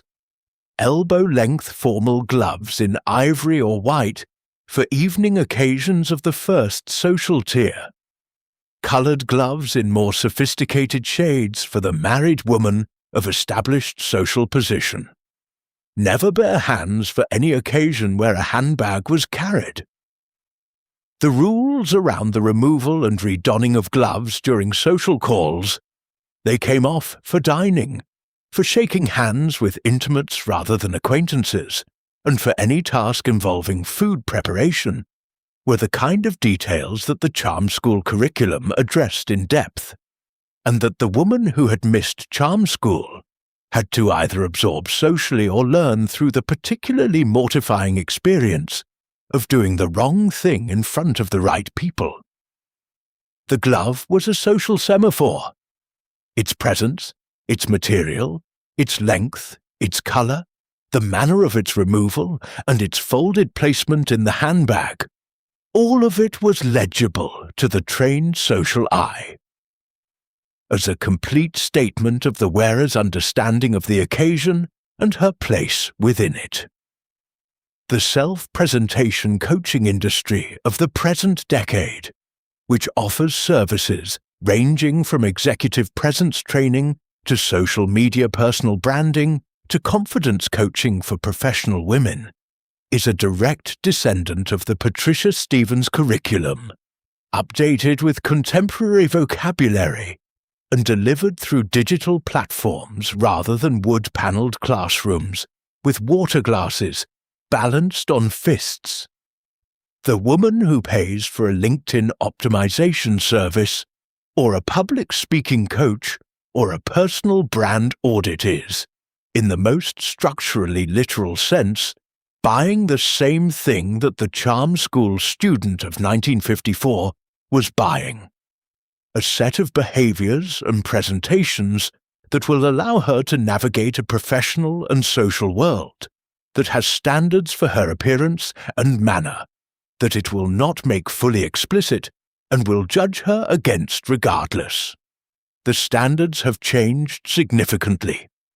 The contemporary professional world does not care, in the main, whether a woman knows the correct sequence of introductions and the books on the head posture exercise has not been rehabilitated, but the underlying premise remains as operative in 2026 as it was in 1954, that a woman's social and professional success depends to a significant degree on the management of an impression that the world is forming of her, whether she manages it or not. The women of the charm school era were not foolish for purchasing instruction in how to manage that impression. They were rational actors in a world that had clearly communicated what it required of them. The question that their history asks of us, the question that their tuition paid forward to the present day, is whether the requirement itself was ever worth complying with. That question remains resolutely and uncomfortably open. In 1951, a social etiquette columnist in Town and Country magazine addressed a reader's letter asking about the propriety of reapplying lipstick at a restaurant table. The columnist's response was short, precise, and devastating in its clarity. A lady, she wrote, never applies cosmetics in public, not at a restaurant table, not in a taxicab, not in a theatre lobby during the intermission.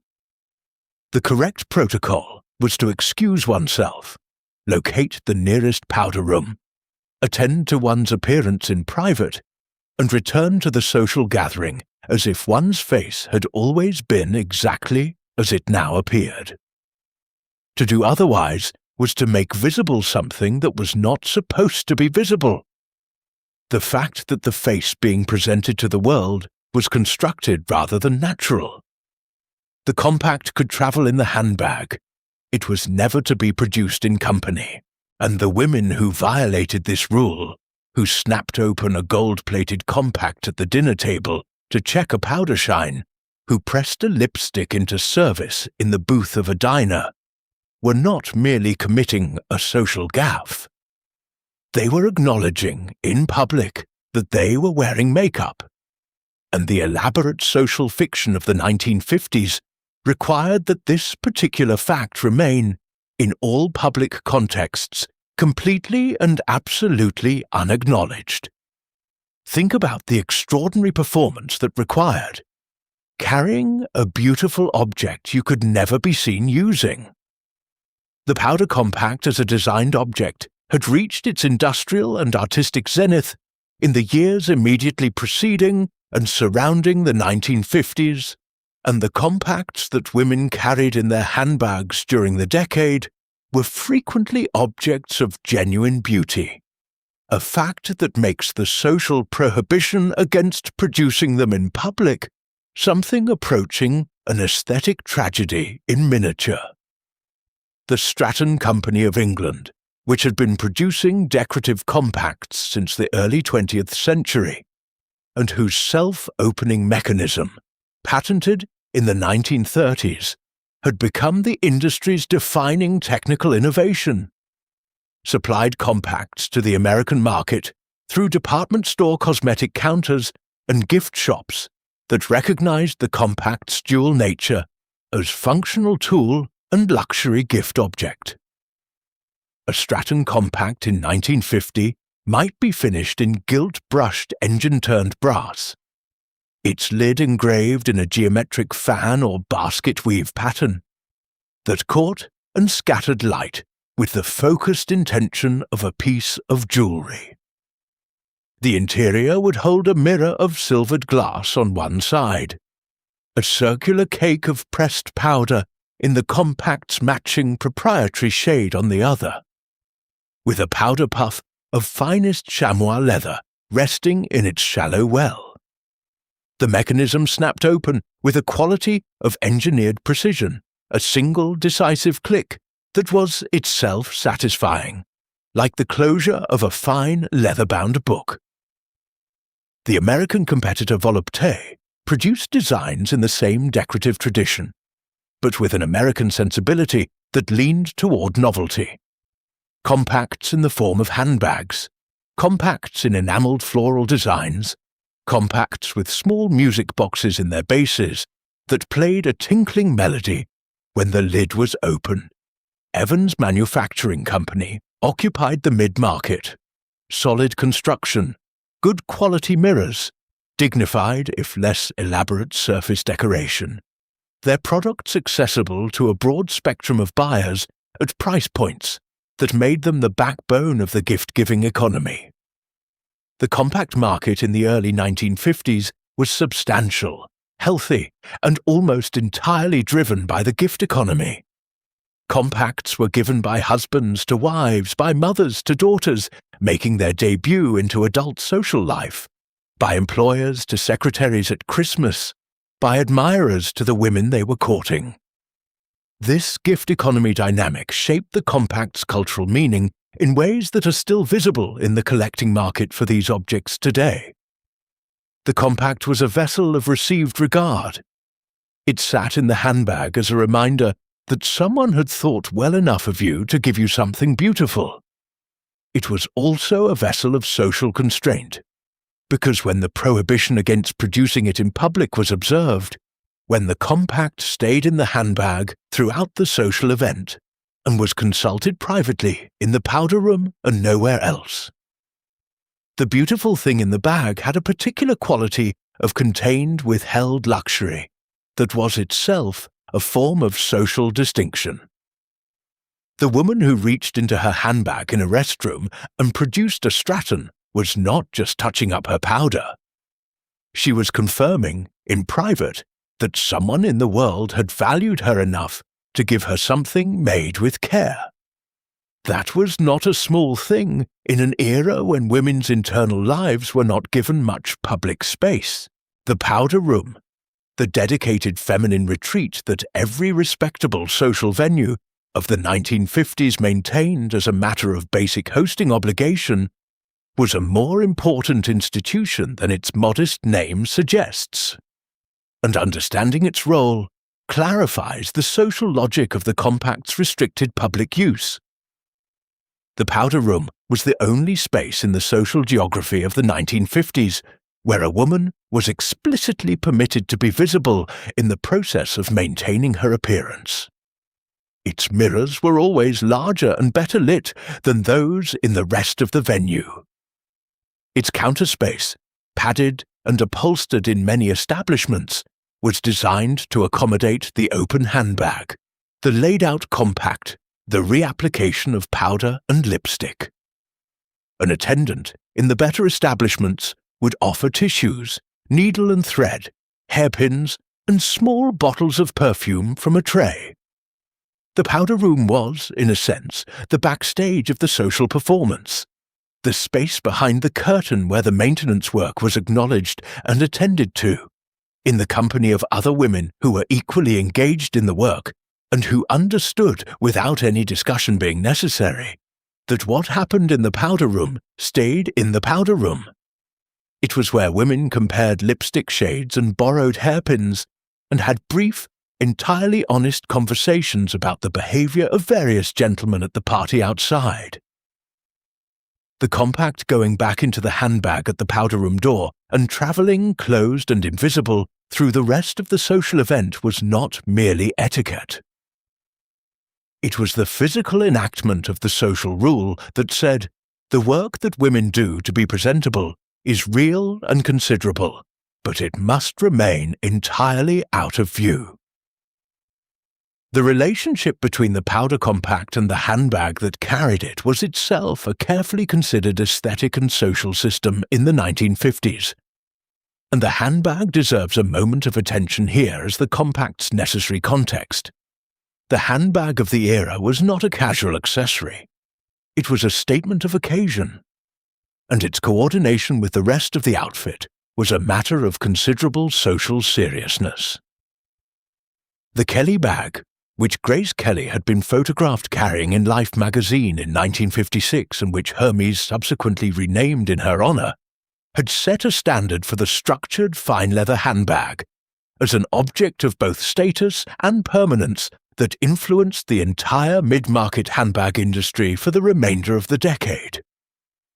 Even women who were carrying a department store interpretation, rather than the original, understood that the handbag was supposed to match the shoes.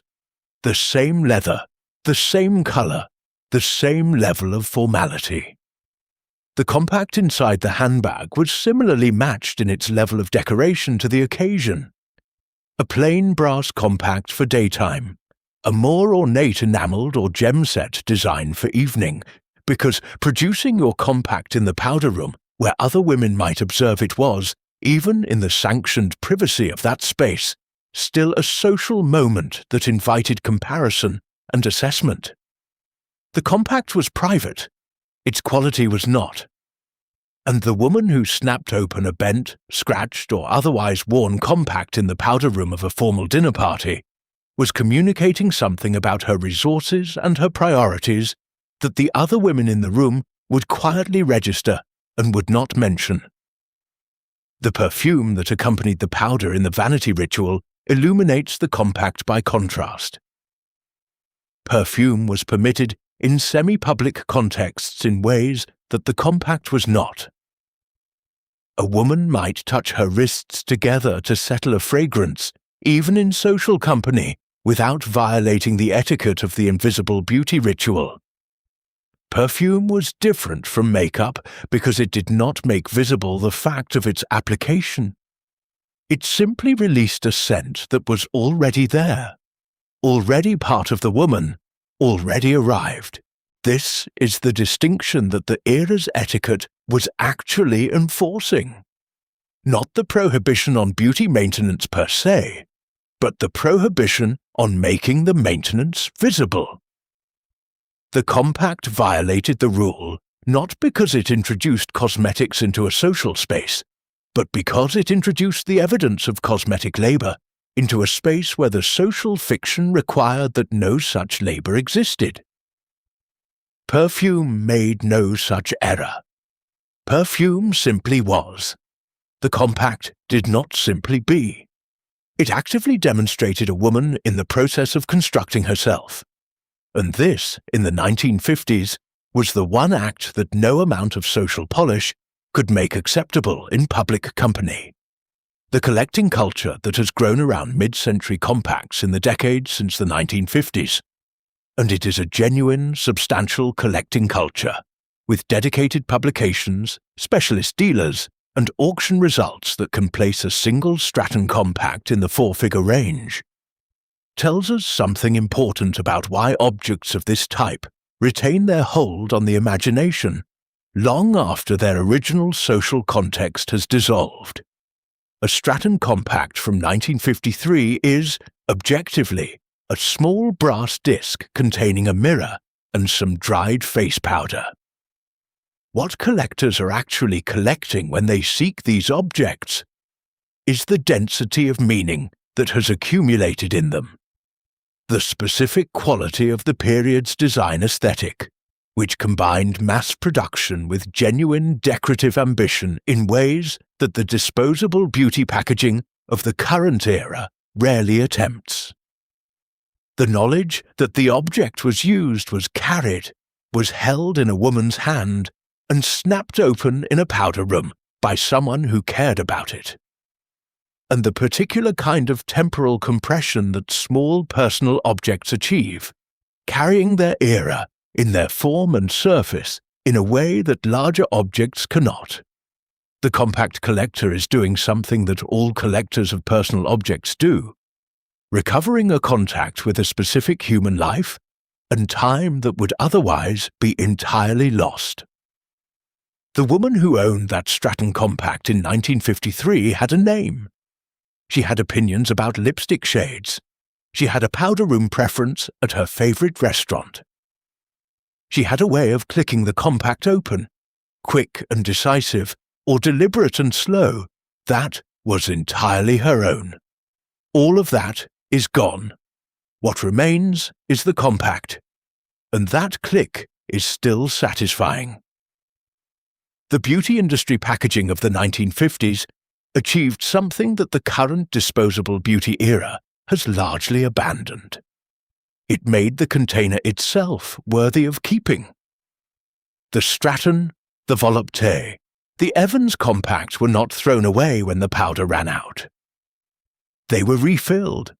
Stratton sold replacement powder cakes specifically sized to its compact interiors, or they were set on the vanity table as decorative objects in their own right. The compact was an heirloom-grade object sold at an accessible price point, and the women who received them as gifts understood them as such. Today's beauty packaging is designed for the algorithm. Beautiful in a photograph, immediately recognizable on a shelf, and fundamentally disposable once the product is consumed. The environmental calculus of this shift is not trivial. The cultural calculus is interesting too. When you throw away the packaging, you throw away the object that connected the product to its history, to the hands that made it, to the person who received it. The compact sat on a vanity table for decades. It told a story. The recyclable cardboard tube tells nothing but a price. The Get Ready With Me video format that dominates beauty social media in the current decade is, in its deepest structural logic, the precise inversion of the powder room etiquette rule. Where the 1950s required that the process of preparation be invisible, that the compact stay in the handbag and the made-up face appear to have arrived naturally, the GRWM video makes the preparation the entire spectacle. The foundation being blended, the liner being drawn, the mascara being applied. Not the results, but the acts, the tools, the effort. This is what the audience is watching, and often what it finds most compelling. The intimacy of the process has become the content. This is not simply a reversal. It is a commentary.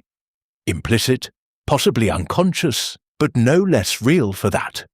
On the social convention that required women to labor invisibly toward a standard of appearance that was supposed to look effortless.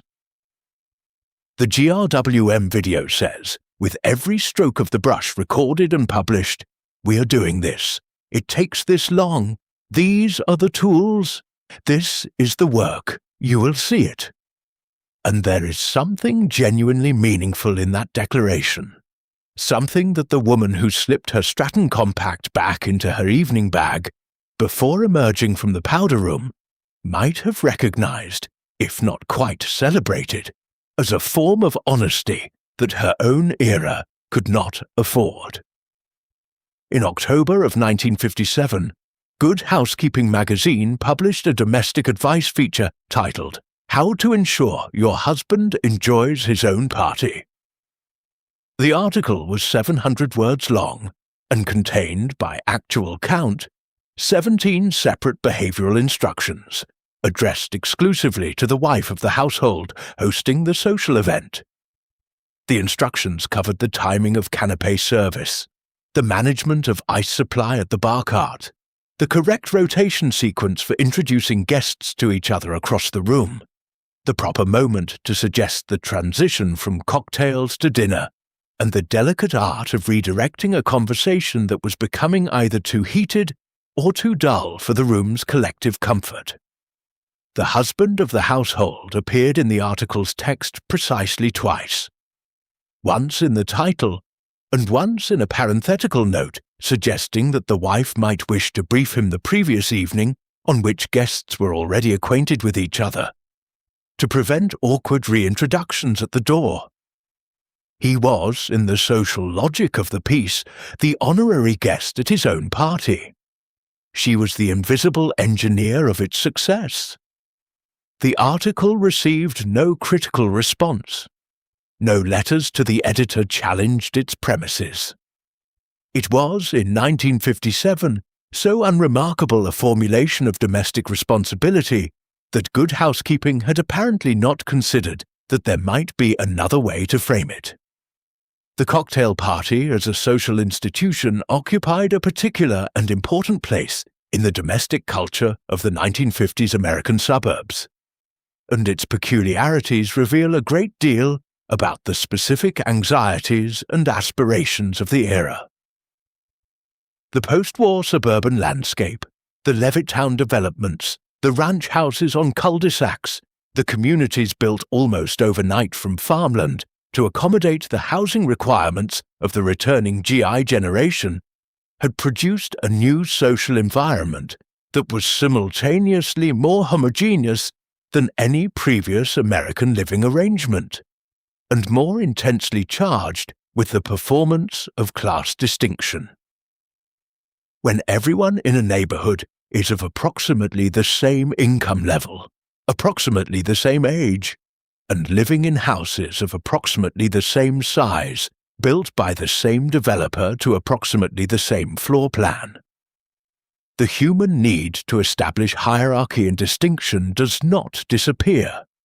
It migrates to other registers: the quality of the draperies, the vintage of the liquor served at the party, the precision and variety of the canapés, the crystal pattern of the highball glasses. These became the signifiers of distinction that the suburban social landscape had available to it. And the domestic hostess, the woman whose cultural role required her to be simultaneously host, caterer, social director, and decorative centerpiece, was the person responsible for assembling and managing all of them. The bar cart, which had been a fixture of upper-class entertaining since before the war, became a mid-century middle-class aspiration in the post-war years. Typically, a wheeled chrome or brass trolley holding bottles of Scotch whisky, Chivas Regal or Dewars for the better hosts, House of Stewart for those doing their best on a tighter budget, bourbon and gin, because the gin and tonic and the classic martini were the aspirational cocktails of the era, and a host who could not produce them was operating below the expected standard. Vermouth appeared on the cart in ratios that the social event would never actually require, because having it visible signaled the willingness to mix a proper cocktail rather than simply pour a drink. The cocktail shaker was a personality object as much as a functional tool.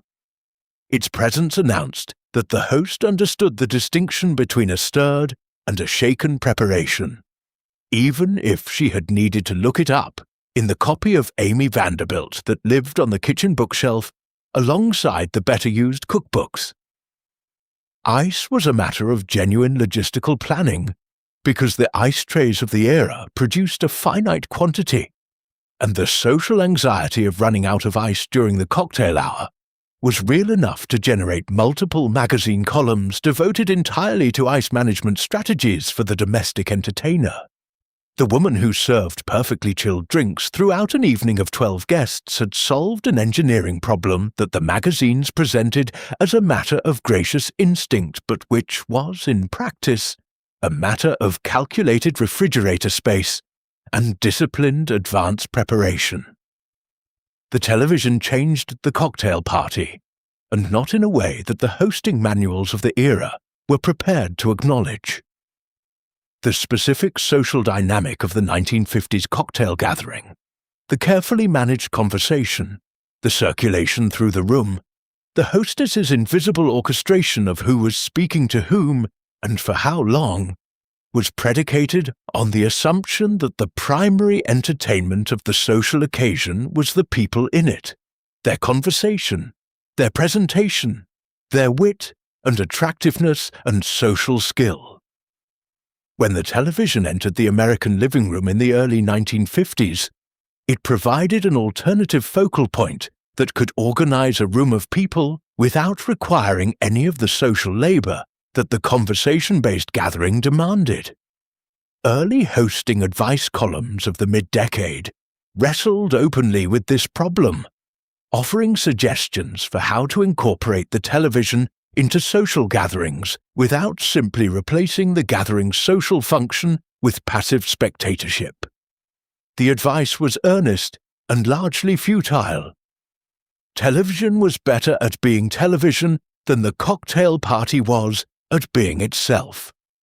And then, in 1953, Swanson introduced the TV dinner, the frozen meal in its aluminum-sectioned tray, and provided a domestic eating option so completely at odds with the values of the hostess tradition that its commercial success within 2 years read in cultural terms almost like a statement.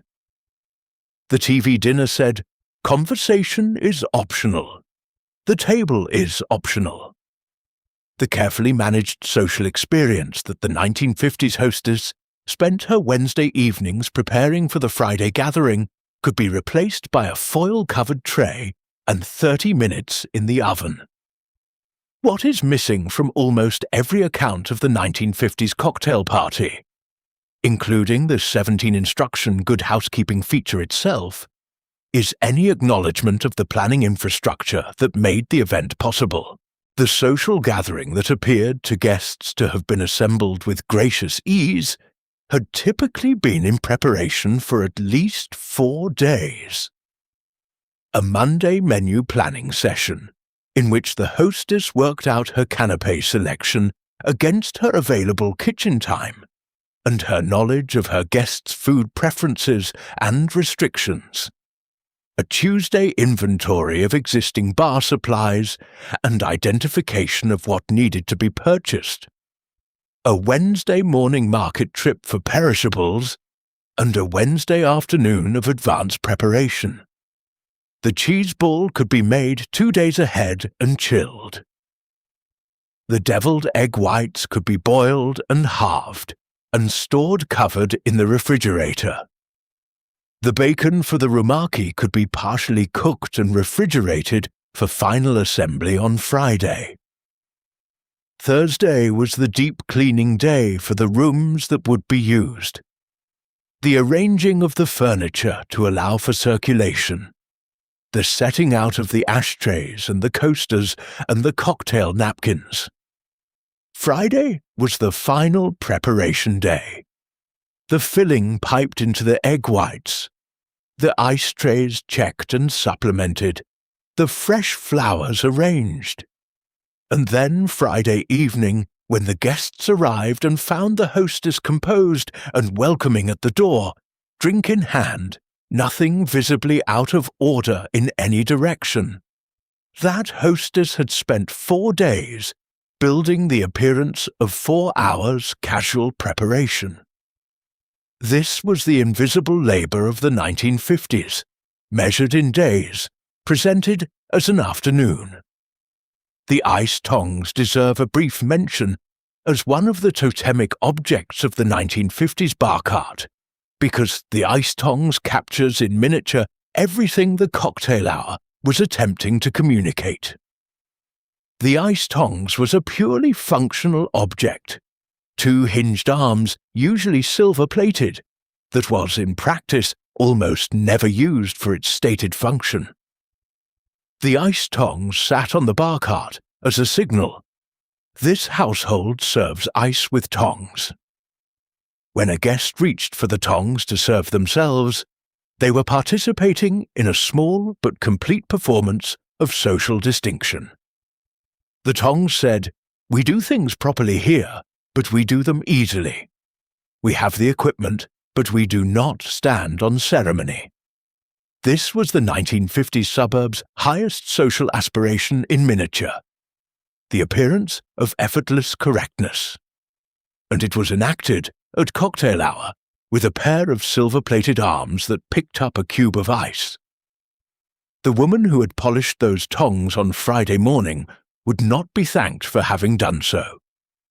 Her guests would simply enjoy the impression that the tongs had always been that bright. The specific food of the 1950s cocktail party deserves more affectionate and analytical attention than it typically receives, because the canapé and appetizer tradition of the era was genuinely creative, technically demanding, and deeply revealing of the aesthetic sensibility of the decade. The deviled egg, a staple of virtually every cocktail gathering, required a specific sequence of preparation that began with the precise boiling of the eggs, 12 minutes from cold water, for the yolk that held its color without becoming the grey-green ring of the overcooked egg, continued through a careful halving and clean removal of the yolk, and concluded in the preparation of the filling. The yolk mashed with mayonnaise, dry mustard, a small quantity of white wine vinegar, and paprika, which was then piped back into the white, using either a pastry bag fitted with a star tip for formal occasions, or a teaspoon operated with considerable artfulness for the more casual gathering. The consistency and appearance of the deviled egg filling was a source of genuine social anxiety. A filling too loose would not hold the piped rosette. A filling too stiff would pipe in chunks that suggested insufficient mixing. The paprika garnish was not decorative, it was diagnostic. A light, even dusting indicated a hostess of some accomplishment. A heavy, uneven application indicated someone trying to cover imperfections in the piping. These were not trivial distinctions in the social world of the 1950s suburb. They were read and remembered. Alongside the deviled eggs were likely to appear the cheese ball, a mixture of sharp cheddar and cream cheese rolled in chopped walnuts and served with Ritz crackers, and the rumaki, a preparation of chicken liver wrapped in bacon and marinated in soy sauce and brown sugar before broiling, which had been popularized by Trader Vic's Polynesian restaurant chain, and which carried, in the 1950s social context, a whiff of sophisticated exoticism entirely disproportionate to its actual ingredients. The hostess who served rumaki was a woman who had been somewhere, or at least knew someone who had. The woman who served only deviled eggs was a woman of reliability and classical virtue. Both assessments were made implicitly and instantly by the guests who reached for them at the bar cart. This was the social calculus of the canapé. It was always, always, always about something other than the food. The food was the medium through which class aspiration, cultural capital, and domestic accomplishment were communicated between people who were too polite to discuss any of those things directly. Which meant that the woman who had spent all day Wednesday in the kitchen, and all day Thursday at the market, and all day Friday, arranging and arranging and arranging again, she was not cooking, she was communicating. And the guests who ate her food without acknowledging the labour behind it were not ungrateful. They were simply observing the convention that required her not to have laboured at all. The domestic entertaining complex of the 1950s has been comprehensively rehabilitated in the cultural imagination of the current decade. The host girl aesthetic that circulates on social media, the bar cart arranged with visual intention, the charcuterie board assembled according to colour distribution principles of an art school composition exercise, the cocktail shaker produced for an informal gathering of 3 people, draws directly on the mid-century imagery of the domestic hostess while carefully editing out the labour, the social anxiety, the invisible management work, and the gender politics that made the original thing so complicated. What survives the editing is the aesthetics, the crystal, the garnishes, the small beautiful food arranged on serving pieces. What has been discarded is the social architecture that the aesthetics were originally serving. The 1950s cocktail party was not aesthetic, it was functional, a technology for managing social relationships in a suburban environment that had very few other mechanisms for doing so. The entertaining aesthetics of the 2020s are primarily content, images to post, surfaces to arrange for photographs, a performed relationship with domesticity that is about identity rather than community. The 1950s hostess was building something real. A social fabric, a neighborhood network, a set of human relationships that her family would live within for years. The 21st century home entertainer is often building a feed. Both efforts are genuine. Only one of them feeds people. In 1955, the American foundation garment industry, the manufacturers of girdles, corsets, garter belts, long-line bras, and the various hybrid constructions that combined multiple restraining functions in a single garment, generated combined annual revenue that exceeded the total revenue of the American automobile tire industry for the same year. This is not a minor historical curiosity. This is a measure of the scale at which the 1950s social world required women to reshape their bodies before presenting them in public. Every woman who wanted to be considered properly dressed, not fashionably dressed, not elegantly dressed, but simply appropriately dressed for any occasion more formal than a trip to the mailbox, was expected to be wearing, at minimum, a girdle. Not a lightweight panty girdle. A girdle, a boned or elasticized foundation garment that encased the body from the waist to the upper thigh and exerted a consistent, graduated compression across the hip, abdomen, and buttock regions sufficient to alter the visible silhouette of the body beneath the dress.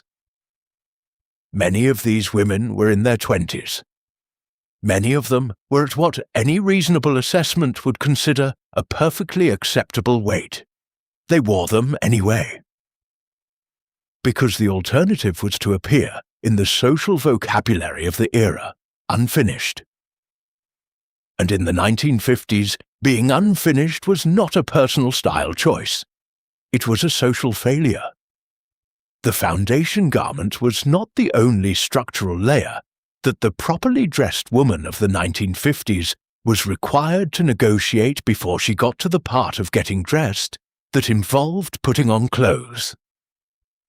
The understructure of the 1950s feminine silhouette was a layered system of engineering achievements, some of considerable sophistication, that worked together to produce the new-look proportions that Dior had mandated and the American fashion industry had eagerly adopted.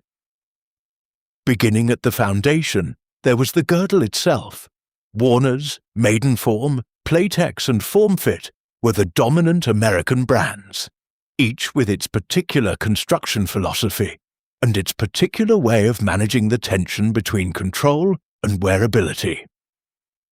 Warner's Legant girdle used a combination of nylon elastic panels and lightweight boning to produce a control garment that was, for its era, genuinely comfortable to wear for extended periods. Maidenform, whose I Dreamed I advertising campaigns made the brand name synonymous with aspirational femininity throughout the decade, positioned its foundation products as instruments of transformation, not mere constraint, but a collaborative partnership between the garment and the wearer that produced a version of the body more fully realized than the uncontrolled original. Playtex, which had begun as a manufacturer of latex household gloves, applied its materials expertise to the production of a girdle made from a single piece of seamless latex rubber, an innovation that reduced the bulge and ridge lines that boned garments created under tight-fitting dresses, but which produced a wearing experience that a significant number of its users described in private correspondence as being approximately equivalent to spending the day encased in a blood pressure cuff. Above the girdle, sometimes literally built into the same garment in the long line constructions that controlled the waistline as well as the hips, was the bra, again a structural garment of considerable complexity by the standards of previous eras. The pointed cantilever construction that produced the specific breast silhouette of the 1950s, the high, separated conical shape that modern observers inevitably describe as torpedo-like, was a product of the garment's internal structure, rather than of the wearer's natural anatomy. Maidenform's chansonnette bra, introduced in 1949 and a bestseller throughout the decade, used circular stitched cups to maintain its characteristic shape, regardless of the wearer's own configuration. Over the girdle and the bra came the stocking, supported by the garter clips of the girdle or a separate garter belt, because pantyhose would not reach the American consumer market until 1959, and opaque tights until the 1960s. The stocking was a 12-denier nylon production that was simultaneously beautiful and fragile. A single pull from a misguided fingernail could produce a run that made the garment immediately unwearable and required its replacement at a cost of approximately 30 cents per stocking at the mid-decade drugstore price, which was a meaningful household expense for a woman who might run 3 or 4 pairs in a week. The mathematics of the stocking run were a quietly significant source of domestic financial stress that the era's women tracked with a precision born of necessity. The wardrobe decrees above the girdle and stocking foundation operated through a different mechanism.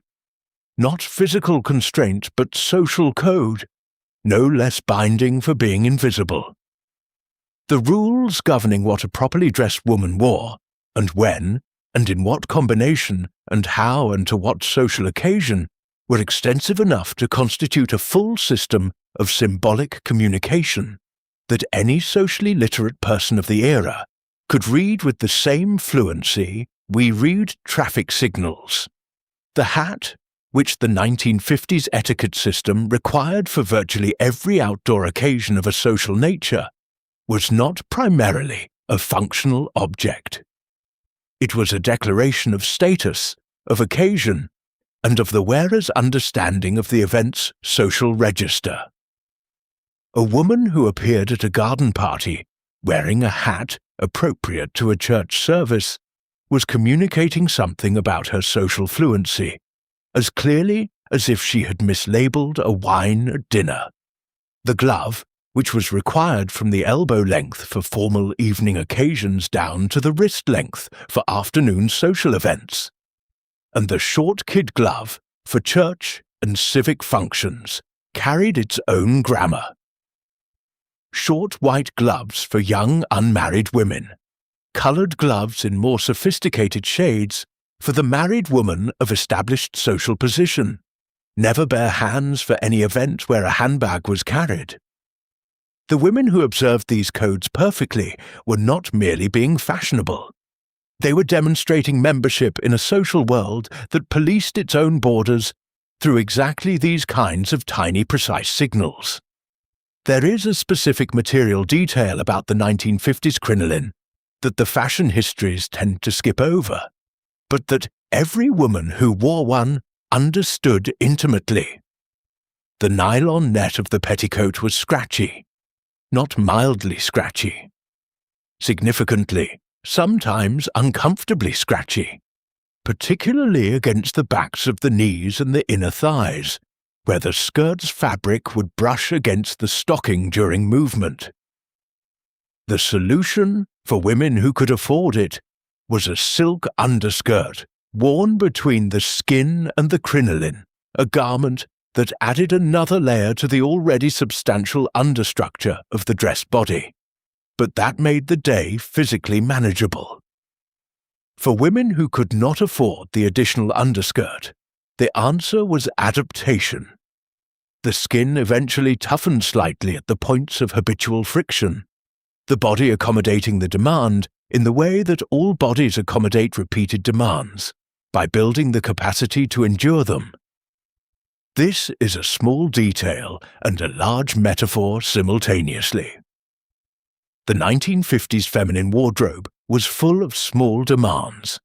The run-prone stocking, the too-tight girdle, the scratchy crinoline, the hat that required constant adjustment on a windy day, that added up, over the course of a day, to a sustained background of physical management that the women performing it had no language to describe as a category of labour and no social permission to complain about as a category of injustice. They adjusted, they accommodated, they toughened where the fabric scratched, and they looked, from the outside, entirely comfortable. The relationship between the hat and the automobile culture of the 1950s created a set of social complications that the etiquette manuals addressed with varying degrees of useful guidance. The low-roofed sedans and hardtops that dominated the American automobile market of the decade were not designed with the hat-wearing woman in mind. Entering and exiting a car without damaging a carefully pinned or styled hat required a specific technique that was simply another entry in the long list of physical management skills that the properly dressed woman of the era was required to master and expected never to mention.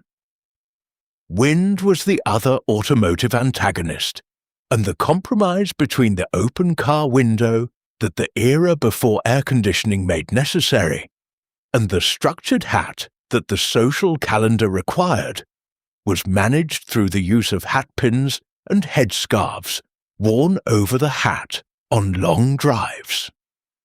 The car had transformed American geography in the post-war years, and was simultaneously forcing a negotiation with the clothing conventions of the pre-automotive era that would eventually contribute to the hat's full social decline by the 1960s. The infrastructure was changing faster than the convention. The women of the 1950s were, as they so often were, managing the gap between the two in silence and with considerable skill. The specific texture of daily life in the 1950s. For a woman who was observing the full wardrobe system, the girdle, the stocking, the hat, the glove, the coordinated handbag, the petticoats where the silhouette demanded them, was physically demanding in ways that the historical record has not always foregrounded. The girdle was not comfortable. It was designed for compression, and compression is by definition a force applied against the body's preferences. Women who wore foundation garments for 8 to 12 hours at a stretch, for the workday, for the social event that followed it, sometimes for the church service that preceded both, were managing a continuous mild physical challenge that required the specific kind of endurance that the body develops when it has adapted to a regular, non-negotiable demand. The relief of removing the girdle at the end of the day was, by multiple accounts in the diaries and letters of the era, one of the more distinctly pleasurable domestic moments available to the married woman of the 1950s, not a freedom so much as a reprieve, the equivalent of removing a too-tight shoe, but applied to the torso. Women had strategies for managing the discomfort. The choice of brand and construction was the first strategy. Some women swore by the Warners and found the maiden form unbearable. Others found the Playtex-latex formula the only option that did not create the ridge lines visible under their favoured dress fabrics. A good fit meant the garment could be worn. A bad fit meant a day of active private suffering managed with the complete stoicism that the social conventions of the era required of women in public. The crinoline and its architectural implications for the silhouette added another layer of structural and social complexity to the already substantial task of getting dressed. The nylon net petticoats that produced the full, lifted skirt of the later decade. Stiff, scratchy, layered in quantities that could add significant volume to the skirt above them, required specific management skills in every confined space, descending stairs, entering and exiting automobiles, passing through doorways in a crowd. The woman in the full-skirted dress was performing a kind of spatial negotiation at every moment of the day, aware of the volume she occupied and the collateral consequences of that volume for anyone in her vicinity.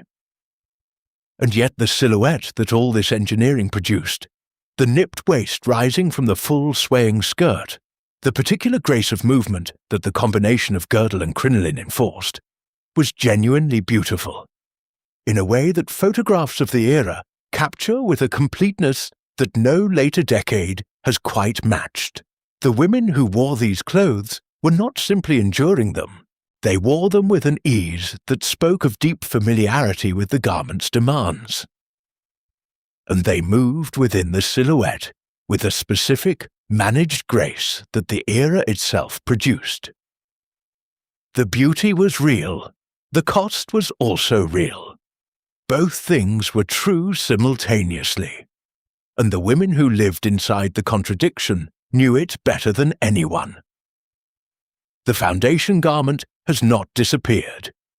It has been rebranded, repositioned, and sold back to successive generations of women under successive product names: body shaper, control brief, sculpting bodysuit, with marketing language that has evolved from the 1950s, frank acknowledgement of physical transformation, toward a contemporary vocabulary that tends to emphasize comfort, confidence, and the wearer's personal choice.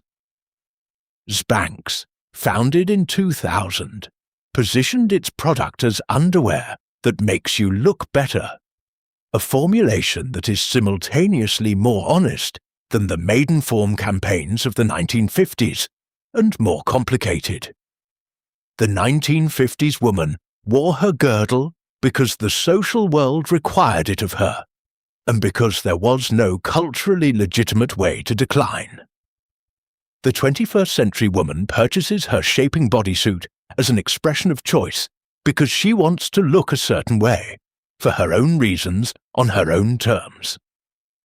The line between these two things, between compelled conformity to a physical standard and chosen assistance toward a personal aesthetic, is a line that the women of the 1950s would have found more recognizable than their descendants might expect.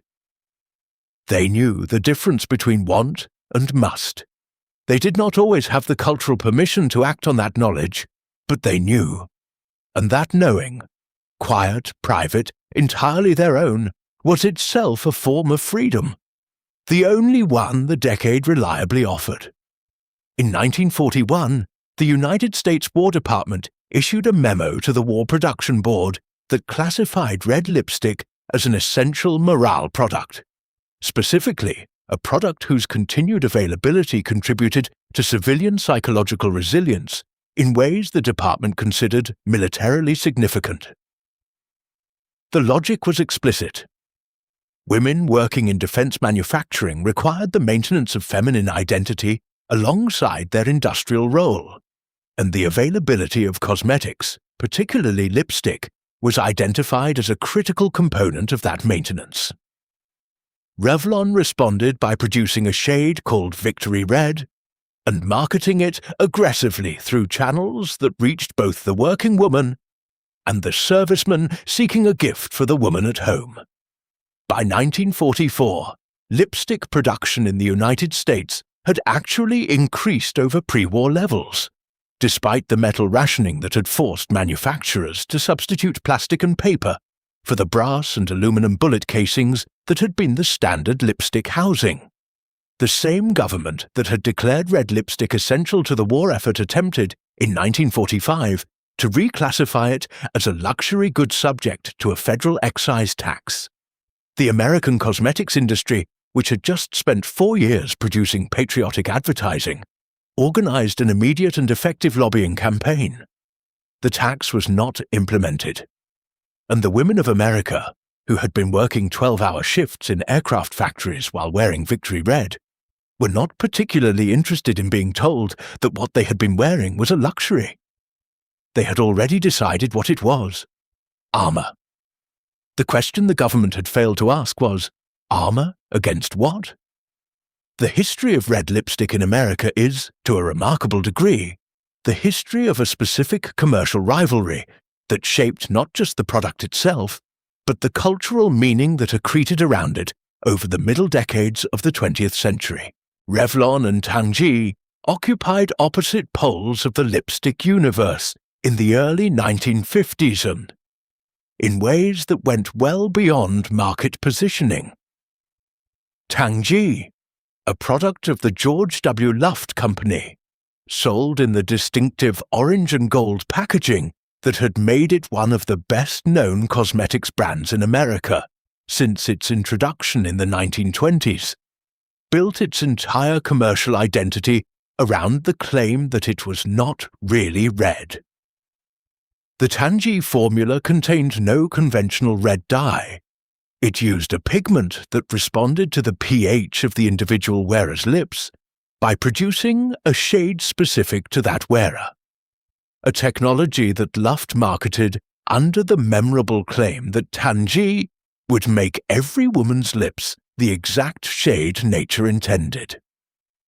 The practical result was a rosy, coral-to-pink color that was never very dark, never very bold, and absolutely never the aggressive, declarative crimson that serious red lipstick required.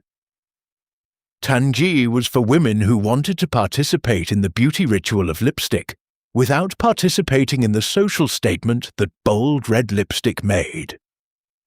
It was lipstick for women who were not sure they were allowed to be noticed.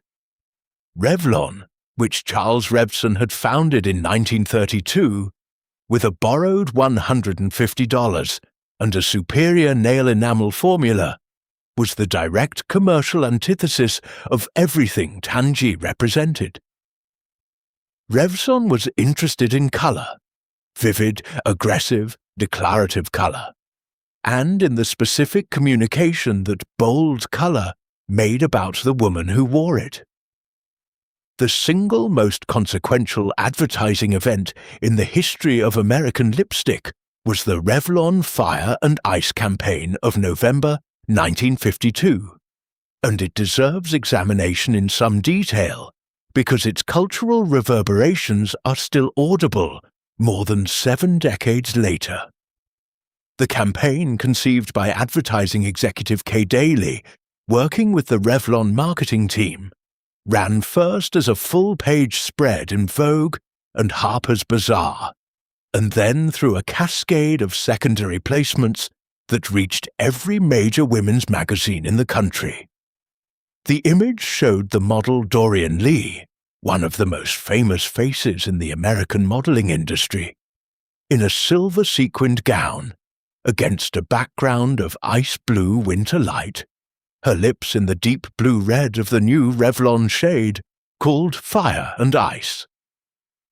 The text that accompanied the image was a 20-question quiz.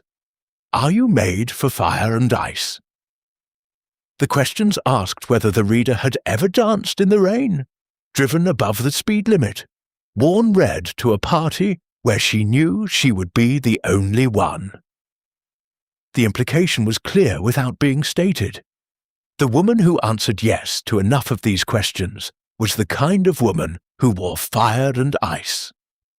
And the woman who wore fire and ice was the kind of woman whose life was worth envying. The campaign sold 3 times the anticipated volume of the shade in its first month. It established the concept of aspirational beauty marketing. Not this product will improve your appearance, but this product will reveal your true nature, as the dominant framework for cosmetics advertising for the remainder of the century. But here is what the Fire and Ice campaign did that went beyond its commercial achievement. It told a generation of American women that there was a version of themselves that was bold and sensual and slightly reckless, and that the access point to that version of themselves was available at the cosmetics counter for $2.25. For women living in the constrained social world of the 1950s suburb, the world of 17 behavioral instructions addressed exclusively to the wife, the world of correct chair-sitting technique and appropriate conversational topics, and the powder compact that must never be produced in public. This was a profound and perhaps dangerous promise. It said, "You are more than this. You contain fire and ice." The lipstick was the proof. Whether the promise was true was a separate question from whether it was powerful. It was extraordinarily powerful. And Charles Revson, who understood the relationship between women's desire and women's constraint better than almost any other commercial figure of his era, had designed it to be. He was not selling lipstick. He was selling permission. He was selling the $2.25 version of the freedom that the women of the 1950s were not otherwise being offered. The chemistry of the red lip staying power was, in the 1950s, a genuine commercial obsession, and the race to produce a long-wearing red lipstick that would not transfer, bleed, or require constant reapplication drove the cosmetics industry toward formulation experiments that were not always entirely safe. Hazel Bishop, whose name appears throughout this compilation as a figure of formidable scientific intelligence applied to the cosmetics industry, had introduced her long-wearing no-smear lipstick in 1950, a product that used a combination of pigment-binding chemistry and an unusually high proportion of dye, relative to emollient, to produce a formula that stayed on the lips longer than any previous consumer preparation. The product was a commercial triumph. It was also, within several years of its launch, the subject of emerging concerns about the specific bromo acid dyes that gave it its lasting quality. Concerns that the regulatory environment of the era was not structured to translate into required product reformulation or consumer disclosure. Women wore Bishop's lipstick and were pleased that it lasted. The chemistry that made it last was the chemistry that was raising questions in scientific literature that the women buying the product would not be told about for years. This is not a story unique to 1950s lipstick. It is a story that repeats across the entire history of the beauty industry. The gap between what the product does and what the consumer is told about how it does it. The red lipstick promised transformation. It delivered transformation. The full account of what it cost to do so was not part of the pitch. The chemistry of red lipstick in the 1950s was more complex and less glamorous than the advertising images suggested, and the gap between the chemistry and the image reveals something important about the relationship between the era's beauty industry and the women it served. The red pigments available to cosmetics formulators of the decade were drawn from a palette that included several compounds whose safety had not been rigorously evaluated by any regulatory body. Bromo acid dyes, eosin-based compounds that produced the staining effect of long-wearing formulations, were in widespread use despite evidence in the scientific literature that eosin compounds could cause photosensitivity reactions in some wearers. The cream base that carried the pigment, a mixture of waxes, oils, and emollients, typically contained castor oil, beeswax, carnauba wax, and petrolatum in proportions that determined the texture, opacity, and longevity of the formula on the lips. The matte finish required a higher wax-to-oil ratio, producing a lipstick that applied evenly and stayed in place but was prone to dryness over extended wear. The cream finish used more oil and produced a forgiving formula with a soft sheen that photographed beautifully but migrated into the fine lines around the lip margin, the bleeding that every woman who wore cream lipstick in the 1950s managed through the strategic application of powder along the lip line before the lipstick itself. The application ritual was its own ceremony.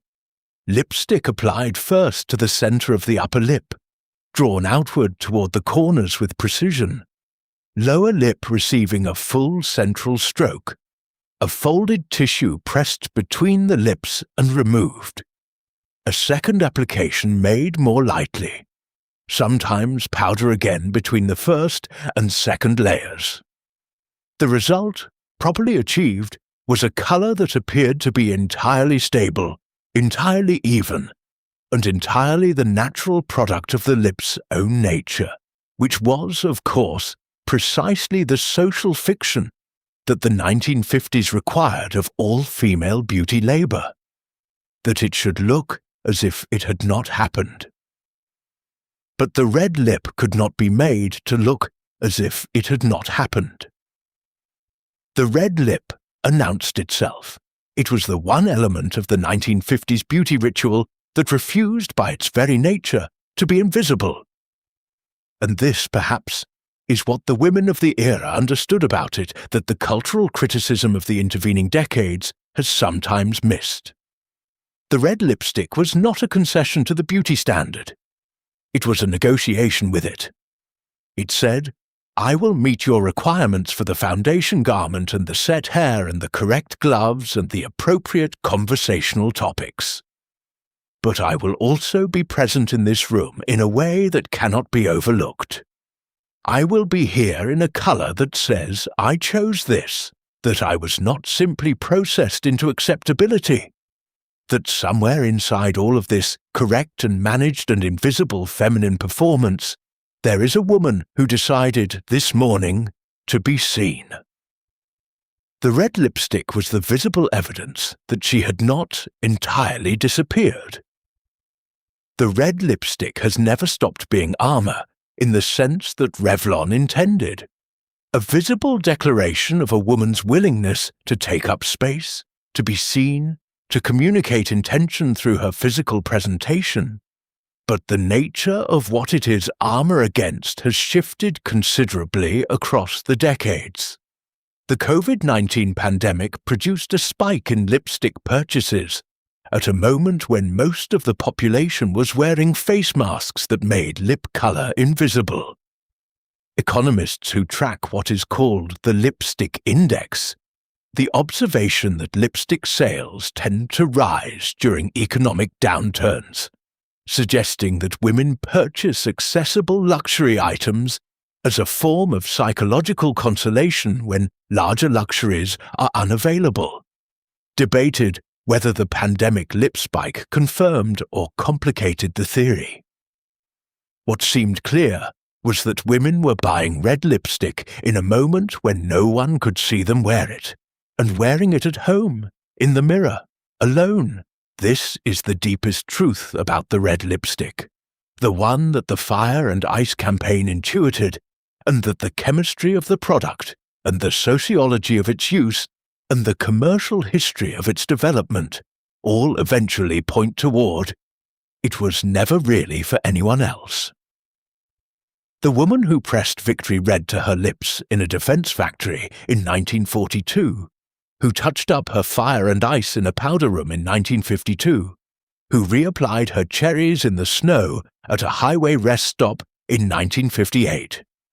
She was doing it for herself, for the specific, physical sensory act of completing her own face, for the moment of looking in the mirror and recognizing the person who was going to walk out the door.